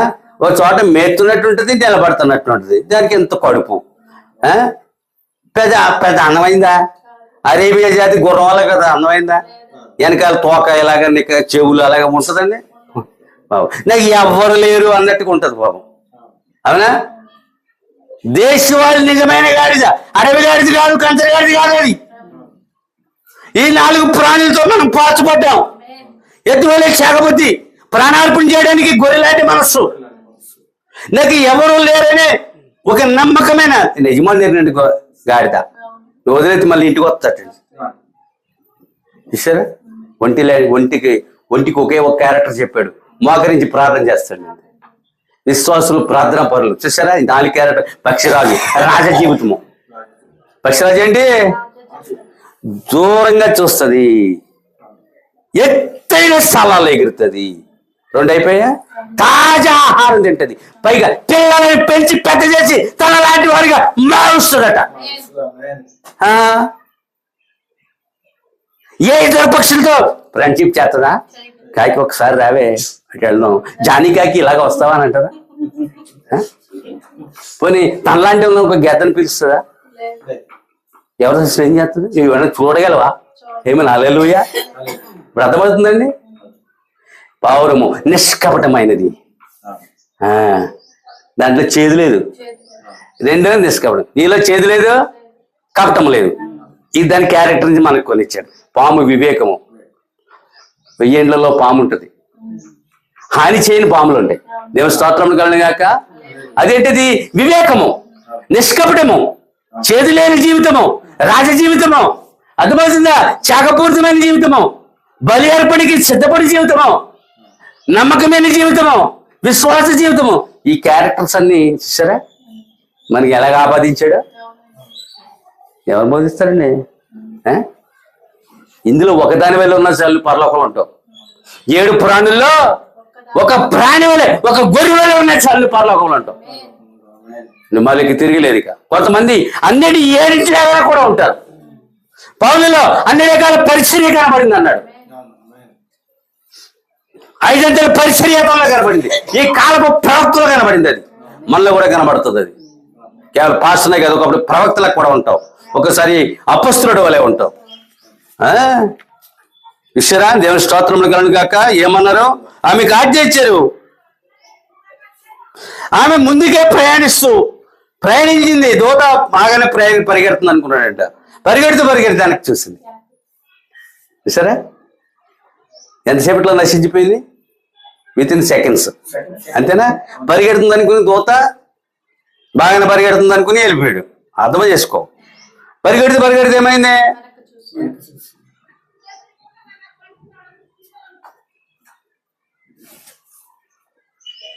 అంతే, కథం. ఆమె రక్షించబడిందో లేదో నాకు తెలియదు, ప్రవక్త నాకు చెప్పలేదు. లోతు విషయంలో రక్షించబడ్డాడని అనుకుంటున్నా. అంతవరకే మనకి తెలుసు, నాకు ఇంకేమీ తెలియదు. ఆమె జీవితం అక్కడితో అయిపోయింది. రక్త మాంసాలు అన్ని కూడా ఏమయ్యాయి? ఉప్పుగా మారాయి. ఏం చెప్పానండి నేను? దేవుని స్తోత్రము కలుగాక. హల్లెలూయా. ఆమె ఈ ప్రపంచానికి ఒక ఉప్పు స్తంభంగా మారి ఒక జ్ఞాపకార్థ చిహ్నంగా ఉందటండి. ఈ ప్రపంచానికి ఉప్పు స్తంభంగా మారి జ్ఞాపకార్థ చిహ్నంగా ఉందటండి. ఆమె ఉప్పు స్తంభంగా మారి. మరి అవును, ఈ ఆత్మ సంబంధులు వాళ్ళే చెప్తారు. లోతు భార్య అంటారట యూదుల దగ్గరికి వెళ్తే. ఆ స్తంభాన్ని అక్కడ అన్ని కట్టి చూపే ఉంటాయి, చుట్టూ బోర్డ్స్ పెడతారట. సాల్ట్ స్టాట్యూ, బంగారు విగ్రహాలు ఉంటాయి, ఇనుప విగ్రహాలు, రాతి విగ్రహాలు, సిమెంట్ విగ్రహాలు. కానీ అది ఉప్పు విగ్రహం అన్నాడు. ఏ విగ్రహం అది? ఉప్పుతో మానవుడి చేయని విగ్రహం. ఉప్పుతో నువ్వు చేయగలవేటి? ఏమైనా? హల్లెలూయా. ఇప్పుడు అర్థమైందా? దేవుని యొక్క వింత విగ్రహం ఎలా ఉందో అర్థమైందా? ఉప్పు స్తంభంలో ఉంటది. పైన ఒక శిరస్సులాగా ఎలా పక్క పెట్టుకున్నట్టు ఉంటుంది. ఆ బొమ్మ నేను చూశాను కనుక. మళ్ళీ బొమ్మ తప్ప మరి ఏమి ప్రవక్త కూడా అన్నది దానికి సరిపోతుంది. దేవునికి స్తోత్రములు కలుగును గాక. దూతలు తప్పించి ప్రయత్నం చేసిరి, ఆమెకు ఒక ఆజ్ఞ ఇచ్చిరి. ఆజ్ఞాతి క్రమము జరిగింది, ఉప్పు స్తంభంగా మారింది అన్నది. ఆజ్ఞాతి క్రమము, ఆజ్ఞను అతిక్రమించి ఆజ్ఞాతి క్రమం జరిగి ఉప్పు స్తంభంగా మారింది. దూతలు తప్పించే ప్రయత్నం చేశారంటే ఆమెను. సేవకురాలను తప్పించాలనుకున్నారు. లోతు కూడా నశించిపోయేవాడే. వారు ఈడ్చుకెళ్లారు అట్లా లోతుని. చూసారా ఎంత పరిస్థితులు ఏర్పడ్డాయో? లోతుని ఈడ్చుకెళ్లారు. లోతు ఈడ్చుకెళ్తారు. లోతు పిల్లలు లోతు వెనకాల వెళ్ళారు. అది చూద్దాం. ఓకే, దేవునికి స్తోత్రములు కలుగును గాక. హల్లెలూయా. బలవంతముగా భక్తి చేయకూడదు. ఆయనను నమ్మమని ఎవరిని ఆయన బలవంతం చేయడు. బలవంతంగా భక్తి చేయకూడదు. నన్ను నమ్ము అని చెప్పి ఆయన ఎవరిని బలవంతంగా భక్తి చేయమండు. బలవంతంగా భక్తి చేయకూడదు. కొంతమంది బలవంతంగా భక్తి చేస్తారు. ఇసుక్కుంటారని గుడికి వెళ్ళటానికి, ఇవ్వడానికి ఇసుక్కుంటారు. మందిరానికి వెళ్ళడానికి ఎవరైనా ఇతర దైవజనులు కానీ సహోదరులు ఇంటికి వస్తే విసుక్కుంటారు. నాకు ఎదురయ్యాయి. అది ఎంత మాత్రమో మంచిది కాదు. అది బలవంతపు భక్తి. తన ఇంటికి ఎవరు రాకూడదు, తను ఎవరో తెలియకూడదు. రహస్యంగా వెళ్ళి రహస్యంగా వచ్చేయాల. ఒక ఆయన ఉన్నాడు మధ్యపేటలో, చచ్చిపోయాడు కరోనాలో. అది ఈ క్రైస్తవ పెళ్లి చేయలేదు, పైగా విశ్వాసితనం. ఎవరికి తెలియకూడదు అండి తాము క్రైస్తవులు అని. ముందు అని చచ్చిపోతారు, భార్య చచ్చిపోయింది, కొంత ఆస్తిని విడిచి వెళ్ళిపోయాడు. అవునా? దేవుడు ఊరుకుంటాడు. నేను ఎవరైనా మన బడ్డీ ఇలా చిన్నగా ఢీ కొట్టాడని చెప్పాను కదా, అతనితో ముందేం చెప్తున్నా నేను, మనకు మతం వద్దు అన్నాడు. పోన్లే, నీకు వద్దు నాకు కావాలి. అవునా? ఆయన కొరకైన మత్తు నాకు అవసరం. హల్లెలూయా. ముందు నువ్వు ఎవరి గురించి చెప్పుకున్నావు? పేరు అడిగాడు. పేరు ఇది, దేవుడు ఇది అని చెప్పాను. వద్దు, ఇది వద్దండి, ఇది వద్దు. అర్థం చేసుకో. రహస్యంగా, సీక్రెట్గా ఎంతసేపు ఉంటావు? చెవులు చెప్పుకున్నది మిద్దెల మీద ప్రకటిస్తావు అన్నారు. అవునా? చెవులు చెప్పుకున్నది నువ్వే ప్రకటిస్తావు. భార్యతో భర్త యేసు దేవుడు అంట, భార్య ఏమో భర్తతో యేసు దేవుడు అంట. చెవులే చెప్పుకుంటున్నారు. ఆయన కలగ చేసుకున్నాడు అనుకో, మిద్దెకి చెప్తావు యేసు దేవుడు అంట, యేసు దేవుడు అంట. రహస్య భక్తి ఎంతకాలం కదండి. సాక్ష్యాలే ఉండవండి వీళ్ళకి. సాక్ష్యాలు, కళలు, ఏ ప్రాంత జవాబులు. ఎక్కడ ఎవరికైనా కళ వస్తున్నాయి, కళ వస్తుందని మనం చెప్తున్నారు. వీళ్ళు పాస్టర్కే కళలు పడిపోయాయి, కళలు పడిపోయాయి వీళ్ళకి. ఏ కళ ఎప్పుడు వచ్చిందో ఆవిడ చెప్తుంది, ఏ కళ ఎప్పుడు వచ్చిందో నేను చెప్తున్నాను. కళలు రావాలి మీకు, మీకు కళలు రావాలి. అందువల్ల బలవంతంగా భక్తి చేయొద్దు. భూమి మీద ఆలయమే గతించును, జ్ఞాపకార్థములు గతించును. భూమి మీద మీరు అనుకోవచ్చు యెరూషలేము ఆలయమే గతించిపోయిందని మీరు అనుకుంటున్నారు, కానీ కాదు. మన ఆలయాలు కూడా ఏమవుతాయి? యెరూషలేము ఆలయము గతించిపోతుంది. భూమి మీద ఉన్నాయన్నీ కూడా గతించిపోతాయి. గొప్ప గొప్ప కోట్లు పెట్టి కడుతున్నారు. అవునా? ప్రవక్త వద్దన్నాడు, అలాంటి కోట్లు పెట్టి కట్టొద్దు అన్నాడు. బాధపడ్డాడు ఆయన. అన్నీ డబ్బు పెట్టి కట్టకండి, అవసరమైనంత మట్టు కట్టమన్నాడు. మీరు కూర్చుని ఆరాధన చేయగలిగినంతగా కట్టుకోమన్నాడు. మన అర్థమైందా? హల్లెలూయా. క్రైస్తవ ప్రపంచంలో ఎలాంటి మందిరాలు కడుతున్నారు తెలుసా? అవి చూడడానికి వెళ్తారు జనం, మనందరి మీద ఎక్కాలి. చూస్తారా? అవి చూడడానికి ఆ డోమ్ ఎంత బాగుంది, వాటికని కిందికి వెళ్తారు, అవన్నీ చూడడానికి వెళ్తారు. అర్థమైందా? మా అబ్బాయి చూపించాడు ఏదో రాత్రి, అతన్ని ముద్దు పెట్టుకోవడం అవన్నీ చూపించాడు. ఏదో ఉంది అది ఇలాగా. మరి ఇంకొక ఆడపిల్ల ప్రసంగిస్తుంది. విశ్వవ్యాప్త కథోలిక సంఘ స్త్రీల యొక్క ఆభరణాలు అని చెప్పి మొదలెట్టింది పాఠం. పాత నిబంధనలు ఎలాగంటే ఎట్టుకోమన్నారు, ఇలా చేయమన్నారు, చాలా మంది వద్దంటున్నారు, అది తప్పు, ఇగో నాలా ధరించండి అని చెప్పి ప్రసంగం చేసేస్తుంది. చేసాయమ్మా, ప్రసంగానికి నిన్ను ఎన్నుకున్నాడేమో పాపం. నిన్ను ఎవరు ఎన్నుకున్నారో, నువ్వు ఎందుకు ప్రసంగం చేస్తున్నావో అని మనసులో అనుకున్నాను. పాపం మా అబ్బాయి చూపిస్తారు అప్పుడప్పుడు. దేవునికి స్తోత్రములు కలుగును గాక. హల్లెలూయా.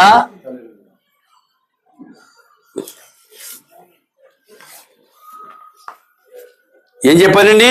భూమి మీద ఆలయములు కట్టించును, యెరూషలేము ఆలయము, కొత్త నిబంధన సంఘ ఆలయములు ఈ లక్షల్లో ఉన్నాయి. ఒక్కటే, వాళ్ళకి ఒకటే. అవునా? ఇవన్నీ గతించిపోతాయటండి పాపం. ఎంత మంచి మందిరమైనా గతించిపోతా అన్నాడు ప్రవక్త. కాబట్టి చూడండి, గొప్ప వాడలు ఏంటంటే దేవునికి స్తోత్రములు కలుగును గాక. మతాధిపతులు, పీఠాధిపతుల యొక్క సమాధులు, నిర్మించబడిన గొప్ప కోటలు, గొప్ప వాడలు, మతాధిపతులు, పీఠాధిపతుల యొక్క సమాధులు గతించిపోతాయి అన్నాడు, శిథిలమైపోద్ది అన్నాడు. ఆ గొప్ప వాడటండి అలలకి శిథిలమైపోద్ది అన్నాడు. అర్థమైంది? మతాధిపతులు, పీఠాధిపతులకు సమాధులు ఉంటాయన్నాడా? ఏమైనా హల్లెలూయా. పర్వతములోని శిలల చేత కట్టబడిన కోటలు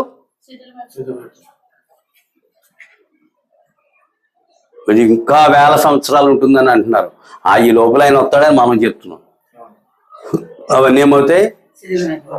కరిగి నీరైపోతాయి, ఆవిరైపోతాయి, ఏమీ మిగలవు.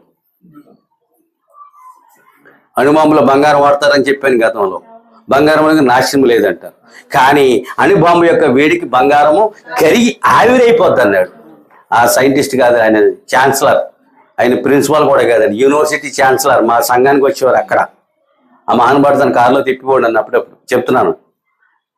అప్పుడు ఆయన చెప్పాడు, ఇది అణుబాంబులు వాడతారు, ఇది ఇక్కడ దీనికి ఈ రీతి ఆవిరైపోతే కనబడతా అన్నాడు. అర్థమైందా? మరి బంగారం అక్కడ ఎందుకు వాడతారో తెలియదు. మెత్తని గుణం ఉంది, దాన్ని ఎందుకు వాడతారో తెలియదు. బంగారానికి ఏముంది తెలుసా? మెత్తగా ఉంటుంది బంగారం. కానీ పొత్తడికి ఇత్తడికి అది ఉండదు. ఇత్తడికి పెలుసుకును, ఇత్తడి మాట ఉందో ఆకారం తీయలేవు దాన్ని. పెద్ద పెద్ద గంగాళాల వాటికి తప్ప చిన్న గొలుస్తా అయితే చేయగలవాటి దాన్ని రాదు. అంతేది, దాన్ని దీనిలోకి మలచలేవు నువ్వు.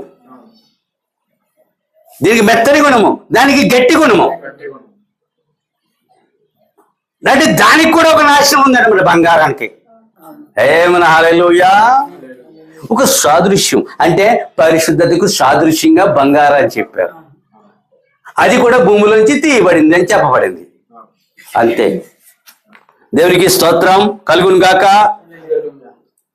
ఇందాక చెప్పాను సొలొమోను దేవాలయం గురించి మనం చెప్పుకున్నాం. ఆ దేవాలయం గురించి శిష్యులు ఏం చేస్తున్నారు? ఎక్స్ప్లెయిన్ చేస్తున్నారు. నిజంగా మన ఊరు వచ్చారనుకోండి, మనకి తెలియని వాళ్ళు ఇతరులు వచ్చారనుకో, ఇతరులకు మనం ఏం చేస్తాం? ఏమంటే ఇదంతా ఇలా నిర్మించబడిందండి, ఇది ఇలా కట్టబడి. రాజమండ్రి వచ్చారనికి వీళ్ళు ఏం చేస్తారు? 2 గోదావరి నది మీద కట్టబడిన రోడ్డు కమ్మ రైలు వంతెన గురించి చెప్తారు. ఇప్పటికీ ఆ ప్రాంతంలో అది చాలా ప్రాచుర్యం పొందింది. అంతేనా? శిష్యులు ఏం చేస్తున్నారు? సొలొమోను దేవాలయం గురించి మాట్లాడుతున్నారు. ఆయన ఏమంటున్నాడు? ఇది రాయి మీద రాయి ఉండని కాలం వస్తుంది అన్నాడు. ఎంతటి మాట అండి అది! తీదొచ్చి మొత్తం కోలుకొట్టేశాడు, పడగొట్టేశాడు, ఉపకరణాలు ధ్వంసం చేసేసాడు, నరుక్కుపోయాడు. అంతే. నెరవేరిందా లేదా? ఆ దినమున శాపం మొదలైంది వాళ్ళకి. రాయి మీద రాయి ఒకడు వస్తాడు, రాయి మీద రాయి లేకుండా చేసేస్తాడని చెప్పలేదు, కానీ రాయి మీద రాయి ఉండని దినములు వస్తున్నాయి. చెవు కలిగిన వాడు వినును గాక అన్నాడు. అంతే. హల్లెలూయా. కలిగిన ప్రియులారా, పడగొట్టబడిన అని చెప్పాడు. ఈ దినమున మనం ఆయన కొరకు చేయ పనులు కార్యములు ఆయన జ్ఞాపకములలో నిత్యముండును. మనమంట చేయ పనులు కార్యములు క్రియలు ఆయన జ్ఞాపకాల్లో ఉంటాయటండి. ఇప్పుడు అర్థమైందా? ఈ దినము మనం అందుకనే మన కొరకు ఒక అపొస్తలుల కార్యాల గ్రంథం అక్కడ రచించబడుతుంది. నువ్వు కానుక చెల్లించావా, దశమభాగం చెల్లించావా, ప్రథమ ఫలం చెల్లించావా, కృతజ్ఞత అర్పణ చెల్లించావా, ఏది చెల్లించావో అక్కడ రాయబడుతుంది. ప్రాణం ఎంతగా ఇచ్చావు, ఆత్మను ఎంతగా ఇచ్చావు, శరీరాన్ని ఎంతగా ఇచ్చావు రాయబడుతుంది. బలం ఎంతగా ఇచ్చావు, ధనం ఎంతగా ఇచ్చావు, సమయం ఎంతగా ఇచ్చావు రాయబడుతుంది. ఎన్ని ఆత్మలు రక్షించావు రాయబడుతుంది. ప్రాణాత్మ దేవుడు ప్రాణార్పణ మీద ఎలా పోసావు అనేది అక్కడ రాయబడుతుంది. ఆయన జ్ఞాపకాలు అవి స్థిరంగా ఉంటాయట. చూసారండి ఎంత అద్భుతం అండి.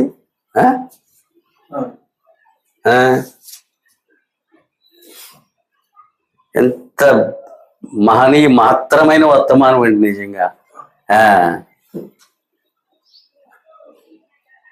చల్లా చెదిరి వెళ్ళిపోయారండి. అంతే. అగ్నికి మిడతలు ఆకర్షించబడుతున్నట్టు వచ్చారు. అంతే. ఎప్పుడైతే ఇది మళ్ళా అంతే అందులో పడి నశించినట్లుగా అయిపోయారు. అంతే. కనుక ఇప్పుడంటే ఆయన ఏం చెప్తున్నాడంటే తన మరణము ఒక జ్ఞాపకార్థం ప్రపంచానికి, తన సమాధి ప్రపంచానికి ఒక జ్ఞాపకార్థం, తన పునరుద్ధానము ఒక జ్ఞాపకార్థం అన్నాడు. అదంతా గతించిపోయింది, చరిత్రలో ఇంకా సజీవమైంది.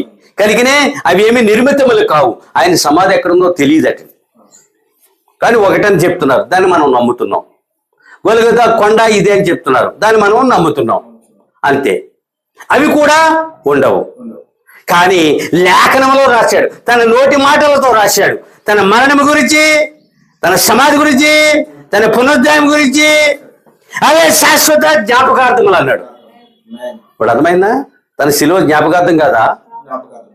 అన్ని గతించిపోయిన శిలువ, హల్లెలూయా, శిలువ మీద మరణించిన వాడు ఆయన సమాధి గతించిపోవచ్చు, ఆ కొండ గతించిపోవచ్చు, ఆయన గతిస్తాడా?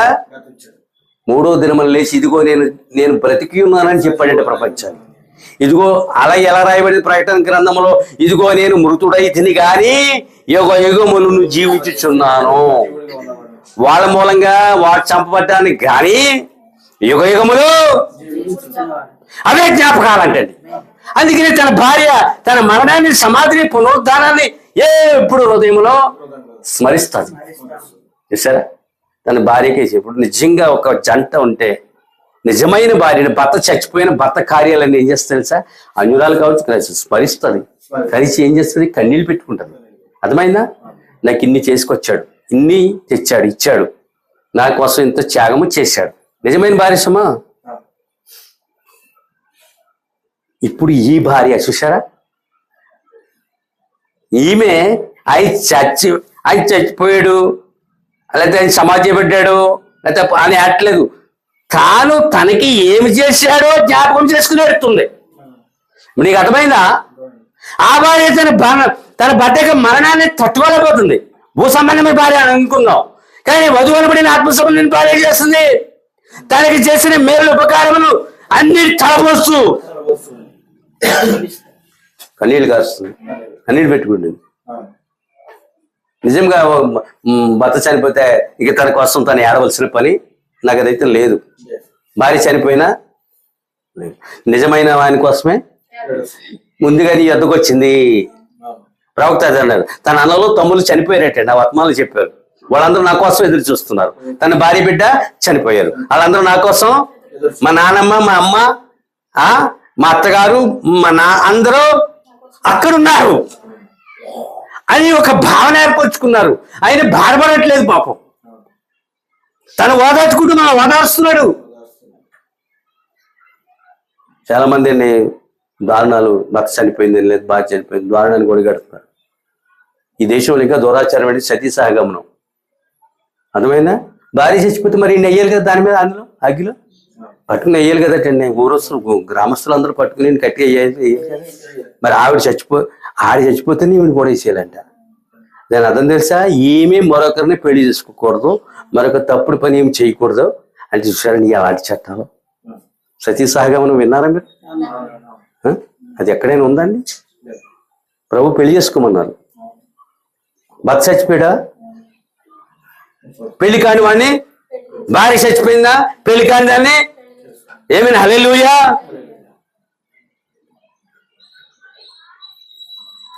మనము ఆ సమయాన్ని ఇంత భార్య ఎంత మంచి వండి పెట్టావే, నిన్ను మర్చిపోలేకపోతా, తప్పు. కానీ నువ్వు నాకు ఎంత ఇచ్చావు, ఇంత చేసావు ప్రభా. అయితే ఆ భార్య, ఆ భర్త ఎవరైతే అక్కడున్నారు ప్రభా, ఒక దినం వచ్చే వారు నేను కరచాలనము చేస్తాను. ఆ ప్రవక్త తన భార్య దిగమింది, తన వాళ్ళ గురించి అలా మాట్లాడుకుంటున్నాడు పాపం. అది మనకి కూడా వర్తిస్తానని నమ్ముతున్నాను నేను. దేవునికి స్తోత్రములు కలుగును గాక. ఏదో ఒక దినాన్ని ఇది మనము ఖాళీ చేయలేద్దా? ఆ పాస్టర్ అది చెప్పాను నేను. ఇక్కడ ఉన్నాం మనం, ఇక్కడ ఖాళీ చేసి వెళ్ళిపోవాలి. మనం ఎంతసేపు ఉండమన్నాను నేను. ఆ భాష కూడా జరిగే రాదండి అతనికి. మందల మీద జనులు, కాపర్లు, ప్రభువులు నియంతలుగా ఉన్నారు. అర్థమైందా? మంద మీద ఎవడన్నా అంబోతుగా ఉంటాడా? హల్లెలూయా. అంబోతు పలకమని చెప్పాడా? ఎద్దెళ్తాది. ఎద్దులు ఎక్కువ ఉంటాయి, అంబోతులు తక్కువ ఉంటాయి. అది ఆంబోతుంది. అలా అంటే 4 కార్లు వేసిపోతాడు నా ఇంటి మీదకి. దేవునికి స్తోత్రములు కలుగును గాక. హల్లెలూయా. ఏం చెప్పానండి? ఆయన మానవాళికి చెల్లించినటువంటి వెల గొప్ప జ్ఞాపకార్థంగా ఉందట. ఆయన మానవాళికి చెల్లించిన గొప్ప జ్ఞాపకం, మానవాళికి చెల్లించిన వెల ఇది ఇందాక అనలేదు మన కీర్తనలు వెల చెల్లించి, ఇందాక మన కీర్తనలు కదా ఈ వర్తమానంలోనే సొత్తుగా మార్చుకోలేదా? మానవాళికి చెల్లించిన వెల ఎలా ఉంది? జ్ఞాపకార్థముగా ఉన్నది. జ్ఞాపకార్థముగా ఉందట. మానవాళికి చెల్లించిన వేళ జ్ఞాపకార్థంగా ఉందన్నాడు. ఆశ్చర్యం. మానవాళికి చెల్లించిన వేళ జ్ఞాపకార్థకంగా ఉన్నది.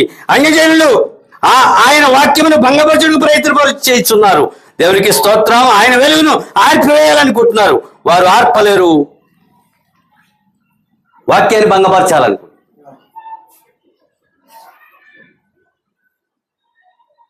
ఆరిపేయాలనుకుంటున్నారు. ఆయన వెలుగుని ఆరిపేయాలనుకుంటున్నారండి. వారు ఆరిపోతారు అన్నాడు ప్రవక్త. వారు భంగపరచలేరు అన్నాడు. కాలం ఉన్నంత వరకు బైబిల్ ఉంటుంది అన్నాడు. కాలం ఆగినప్పుడు బైబిల్ ఆగిపోద్ది అన్నాడు. నా మాట వింటున్నారా? కాలం ఉన్నంత వరకు, కాలం ఆగినప్పుడు ఏలియాని ఆపాలనుకున్నవారు ఆగిపోతారు. ఏలియాని చంపాలనుకున్నవారు, ఆయన వెలుగుని ఆర్పాలనుకున్నవారు ఏమవుతారు?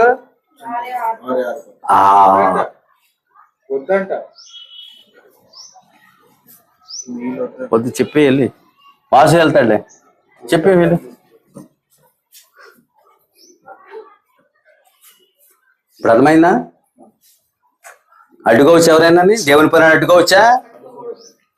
అడ్డుకుంటే ఏమవుతారు? ఏలియాని అడ్డుకోవాలనుకున్నారు వాళ్ళు. ఏలియా ప్రవచిస్తూ వెళ్ళిపోతున్నాడు. మరి పాపాన్ని ఎండగడతా ఉన్నాడు. రాజైతే రానేంటి దేవుని చేతిలో వాడబడుతున్నాడు. యెహోవా ఈరే అని చెప్తా ఉన్నాడు. రాజు రాణిని లెక్క చేయడు. ప్రాణాన్ని లెక్క చేస్తే నువ్వు బోధించలేవు, నువ్వు బతకలేవు. ప్రాణం మీద తీపి పెరిగిందా, ప్రాణమే తీపి చేతిగా మారుతాడు. కానీ దేవుని చేతిలో వాడబడుతున్నాడు, ఎదిరిస్తా ఉన్నాడు. కానీ వాళ్ళు ఇలాగ సవరించుకుంటే ఎప్పుడు చంపాలనుకుంటున్నారు వాళ్ళు. ఇలాగా ఇంకా ఏమి తోయపోతే ఇలా గోకుతారు తల్లో. ఇలాగా రాజు రాణి అర్థమైందండి. ఏలేని చంపగలిగారా? హల్లెలూయా. పరిచర్య కొనసాగించడానికి భద్రతతో కూడిన దుప్పటి ఎలీషాకి విడిచిపెట్టాడు. ఏలే నిమిత్తం దేవుడే రథం మీద వచ్చాడు. ఈ సావేంటిది? వీళ్ళిద్దరు చావులు. అది ఒక్క చావు అంటే నిజంగా కుక్క చావు. కుక్కలో చేంజ్ చేసే ఇస్తారా? ఇస్తారండి? ఎక్కడైనా ఉందండి అది? రాజు రాణిని కుక్కలు నాగుతాయా? యెజబేలు మాంసాన్ని కుక్కలు తింటాయా? రాజు యొక్క రక్తాన్ని కుక్కలు నాగుతాయా? ప్రవచనం ఏమైంది? హల్లెలూయా. ప్రవచనం నెరవేరింది. చాలా అద్భుతమండి. ఏలియా వర్తమానం. ఏలియా రొట్టె తినాలన్నాడు. ఏలియా రొట్టెని తినిపిస్తున్నాడు దేవుడు. బలమైన రొట్టెది. లెక్క చేయలేదండి భక్తుడు. లెక్క చేయడండి. తన నమ్మిన దాని కొరకు నిలబడతాడు. తన దేవుని కొరకు రోషము కలిగి ఉంటాడు. ఏలియా రోషము కలిగిన వాడు. 5 అడుగులు కూడా లేడేటండి పాపం. తోలు దట్టి కట్టుకుని ఒక కర్ర ఊతకేసుకుని వెళ్ళిపోవడమే. దేవుడు ఆ కళ్ళ రాత్రి మాట్లాడేవాడు. పలానా ప్రాంతానికి వెళ్ళు, పలానా చోటుకి వెళ్ళు, అంతా దేవుడే చెప్పేవాడు. చెప్తే ప్రవచించేవాడు. ఏలేకి ఎదురులేదు. అర్థమైందండి? ఏలేకి రాజు రాణి ఆగిపోవాలి అంతే. రాజు రాణి ఏంటి ఆగవలసిందే. దైవజనుడు ముందు దేవి స్తోత్రము కలుగునుగా. హల్లెలూయా. కనుక నీ జ్ఞాపకార్థమైంది. ఆరిపోయాలను వారే ఆరిపోతాయి, వారి దీపాలు ఆరిపోతాయి అన్నాడు. వారు ఆరిపోదు, వారి దీపాలు అని పాడబడతా భక్తులు. నీవు వెలిగించిన దీపము ఆరిపోదులే అని చెప్పి. సుడిగాలిలోనైనా ఆయన వెలిగిస్తే నీ దీపం నా దీపము వెలిగించాడు. తర్వాత హృదయ నేత్రాలు తెరిచాడు. ఈ 4 జాతుల్ని గుర్తించగలిగావు. యూదుడిని, అన్యజనుడిని. ఇవి వాస్తవం తెలుసుకున్నావు. ఎవరైనా వచ్చి ఉఫ్ అని ఆర్పలేరు. ఒకవేళ నువ్వుని అన్నావా అంతే, అది అవతలతో ఆరిపోవలసిందే. కానీ నీ దీపమో ఆరిపోయే శక్తి భూమి మీద ఎవరికి ఇవ్వలేదు. తనే ఆర్పాలి. నువ్వు వచ్చేయి చాలే. ఏలి అలసిపోయిన తర్వాత ఏం చేశాడు? వచ్చాయి. ఎలియా వచ్చాను ఆయన. నిన్ను వేరొక దుష్ట జనుల చేతిలో నీవు చంపబడడం నాకు ఇష్టం లేదు. అది దేవుని యొక్క ఉద్దేశము. అంత గొప్ప ప్రవక్తను ఒక దుష్ట జనుని చేతిలో ఏలే చేతే ప్రవచించాడు. దుష్టుల చేతిలో, శత్రువుల చేతిలో. యెహూ గుర్రమే తొక్కేసింది యెజబెల్, పైనుండి తోసేశారు నపుంసకులు. ఏమండి, పరాయి భర్తని నా ఏలిన వాడు అంటావా? ఎంత విధవరాలు అయిపోతే మాత్రం భర్త చనిపోయి మళ్ళాడు మళ్ళా ఇది పోనీ 2 నెలలు 3 నెలల నా సమాధానం ధరితే నా భార్యకి ఆశ్చర్యాలు అన్నాడు. అర్థమైందా? నా సమాధి ఆరిన తర్వాత చల్లాలి. గమ్మున ఆరట్లేదు, ఇది వెళ్ళి సింగారేసా ఆ గమ్మున ఆరిపోయేలా చేస్తుంది. ఆ దేశం నుంచి ఒక ఇతర దేశస్త్రాలు వచ్చింది ఆ దారిని. అబ్బా, భర్త మీద ఎంత ప్రేమో, తన భర్తకి సమాధిలో ఉన్నవానికి సింగారు వేస్తుంది అనుకుంటుంది, కానీ సమాధి గమ్మున ఆరిపోవాలని వేస్తుందని అనుకోలేదు. అదే ప్రేమ. వీరెలా చేయండి, నా సమాధి పూర్తిగా ఆరిన తర్వాత మాత్రమే నా భార్యకి ఆస్తి చెల్లాలి. అది ప్రేమ అటండి. యెహూ మర్నాడు గుర్రం మీద వస్తున్నాడు. వర్షం కురుస్తానంటే వర్షపు చుక్కు కూడా యెహూ మీద పడదటండి. అంతటి నేరపరి గుర్రాన్ని తోళంలో రాజ్యాధికారం అతనికి ఇవ్వబోతున్నాడు దేవుడు. ఏదెవరు? నా ఏలిన వాడు అంటుంది. ఎవరామె? ఆహా భార్య. ఇక్కడ అలా చూ, ఎవరక్కడ అన్నాడంటే నపుంసకులు చేతులు అవుతాయి. దాని కిందకు పోయింది అన్నాడు. కిందకు పడిన కపాలం బద్దలైంది. తన గుర్రం చేత తానే తొక్కించేసి వెళ్ళిపోయాడు. అంతే. కుక్కలు వచ్చి ఈ ప్రవక్త తన అందమైన రంగుపూతల దేహమును దేవుడు కుక్కలకి ఆహారంగా ఇచ్చాడు అన్నాడు. ఏ దేహం అది? రంగుపూతల అందమైన దేహము. ఎవరికి ఆహారంగా ఇచ్చాడు? నిలబడింది అది. హల్లెలూయా. ఎందుకంటే మనం సమర్పించుకుంటా ఇదంతానే. వర్తమాన కాపులు కూడా ఉంగరాలు పెట్టి తిరిగి తప్పని చెప్పాను ఇద్దరికి. నేను ఉంగరం తప్పు, నీ మేసం తప్పని చెప్పాను. నీ మేసం ఉంగరాల తప్పండి. ఆ వాచి తప్ప నీకేం ఉండడానికి లేదు, క్లిప్పులు పెట్టడానికి లేదు. మనకి హక్కుగా ఇవ్వలేదు అవి. అంతే. ఏముంది? ఆ సెల్ ఫోన్ పెట్టుకో, లేకపోతే వాచ్ పెట్టుకో.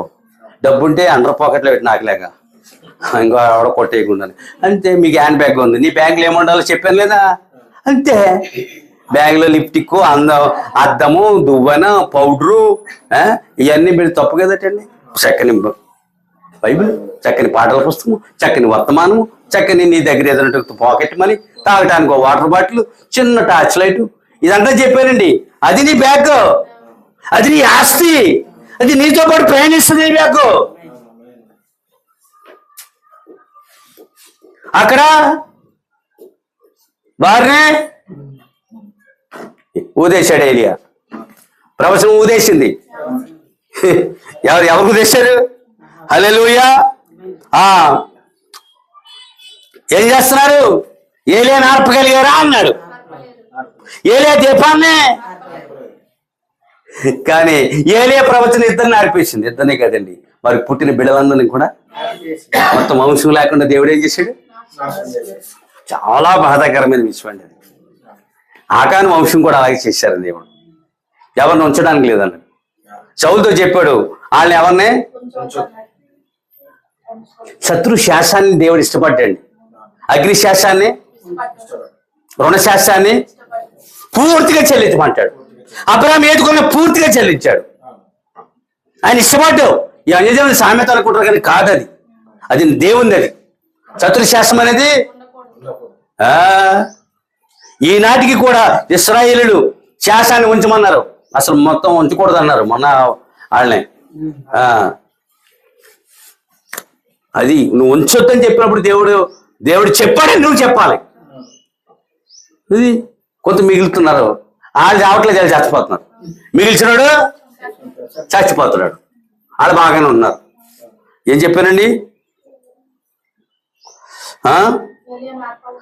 బైబిల్ను నిలిపివేయాలని అనుకుంటున్నారు, కానీ కాలం నిలిచినప్పుడే బైబిల్, ఇందాకే చెప్పాను, ఇది బైబిల్ ఆగిపోవాలట అండి.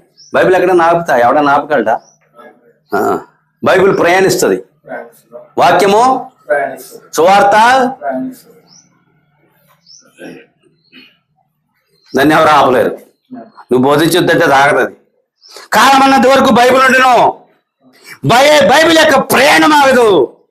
నాస్తిక ప్రపంచము, పాపిష్టి ప్రపంచము, మతలోకము ఒక దినము మృతలోకం అయిపోతుంది అన్నాడు. పాపిష్టి ప్రపంచం, నాస్తికులు, మత ప్రపంచము నశించిపోద్ది అన్నాడు. మృతలోకముగా అవుతారన్నాడు నాస్తికులు. దేవుడు ఎవడు, కొంతమంది దేవుడు ఉన్నాడంట, కొంతమంది లేడంట. అర్థమైందా? ఇప్పుడు నాస్తికులు ఎవరంటే దేవుడు లేడని వారు. ఇప్పుడు అది మనకి వింతగా ఉంటుంది కదా. నేను కూడా కొంతకాలం అన్నాను దేవుడు లేడు అని, తర్వాత ఉన్నాడని, ఉంటే ఎవరని, ఇలా అది మా ప్రయాణం ఉంటుంది దానికి. నాస్తికులు, మత ప్రపంచం, ఇవన్నీ కూడా ఏమవుతాయి? వెళ్ళిపోతాయి, నశించిపోతాయి అన్నాడు.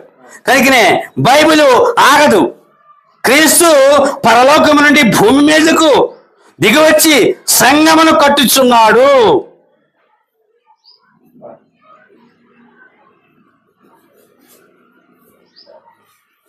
పరలోకం భూమి మీద దిగి వచ్చి యేసుక్రీస్తు అట సంఘమును కడుతున్నాడు. దేంతో కడుతున్నాడు? మట్టితో కడుతున్నాడు అటండి. సంఘం దేంతో కడుతున్నాడు? మట్టి. మనం ఏమై ఉన్నాం? మట్టి. మనమంతా ఏమై ఉన్నాం? సంఘం అయి ఉన్నాం. దేవుడు దేంతో కడుతున్నాడు? చూసారా? మట్టితో కడుతున్నాడు. మట్టిని మహిమకి తీసుకెళ్ళడానికి మట్టితో సంఘముని కడుతున్నాడు. మట్టినే మహిమకి తీసుకుపోవడానికి మట్టితో సంఘముని కడుతున్నాడు. సంఘం భూమి మీద జ్ఞాపకార్థంగా ఉండదు. అర్థమైందా? అంతే. మట్టిని మహిమకి తీసుకెళ్లేవాడు ఒక్కడే ఉన్నాడు, ఆయన ప్రభువైన యేసుక్రీస్తు. మరి ఏ మతము, మతాధిపతులు, పీఠాధిపతులు, పెద్ద పెద్ద గురువులు ఎవరు కూడా అసలు తనకే రక్షణ లేనివాడు ఇంకొకటి ఎలా ఎత్తాడండి? ఆ పూటకి నీ లేనివాడు ఇంకొకటి ఇంకో పూటకు నువ్వు ఎలా ఇవ్వగలవు? ఆ పూట తిని బతుకుతాను రాత్రి లేపన అనుకున్నవాడు ఆ పూట బియ్యం ఇంకొకరికి నువ్వు ఎలా ఇవ్వగలవు? ఆమేన్, హల్లెలూయా. తనకే రక్షణ లేనప్పుడు నేను నిన్ను పరలోకాన్ని భుజాల మీద తీసుకుపోతాను అంటాడా? నిన్నే భూమి వేయడానికి భూమికి ఎంతో భారంగా అయ్యో, ఇంకొక నువ్వు మొత్తాన్ని అక్కడ తీసుకెళ్తానని చెప్తున్నావు. ఆడి దగ్గర ఉన్నట్టే పిండికి తినేస్తున్నావు. ఆడుగుడు ఏడుగుడు వాడే, ఇద్దరికి కూడా నిర్ణయం అయింది. ఖచ్చితంగా అక్కడికి వెళ్ళిపోతారు అన్నాడు. ఇందాక మత ప్రపంచము మృత ప్రపంచమగును అన్నాడు. నాస్తికులు ఏమవుతారు? ఏం చెప్పానండి నేను? ఏం కడుతున్నాడు? ఎవరితో కడుతున్నాడు? మట్టితో తన మందిరమును, తన సంఘమును కడుతున్నాడు. ఈ నిర్మాణానికి ఒక రాయి లేదటండి, కొంత ఇసుక లేదండి, కొంత నీరు లేదటండి, కేవలం మట్టిని.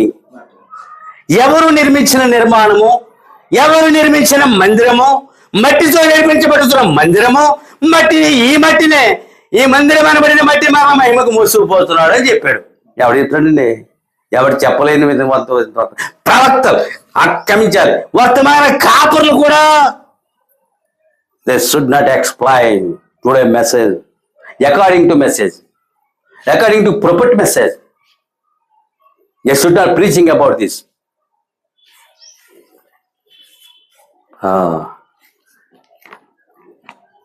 ఒక రాయి లేదు, ఒక ఇనుము లేదు, ఒక ఇసుక లేదు, ఒక ఎత్తడి లేదు, మట్టిని వాడుచున్నాడు. ఆ మట్టి కాలముల ద్వారా పరీక్షించబడుతుంది. 30 ఏళ్ళు ఎన్నో పరీక్షలు ఎదుర్కొన్నాం, ఎన్నో మైలురాలి దాటి వచ్చాం. ఏనాడు పరీక్షల గుండా ప్రయాణించిన ప్రతి పరీక్షలో జయమిస్తా ఉన్నాడు. తిండి లేదు అంటానికి లేదు, ఇవాళ బట్టలు లేవంటానికి లేదు, అన్నీ కూడా సమకూరుస్తూ ఈ మట్టి కాల పరీక్షల గుండా ప్రయాణిస్తుంది అన్నాడు. చూసావా? సంఘము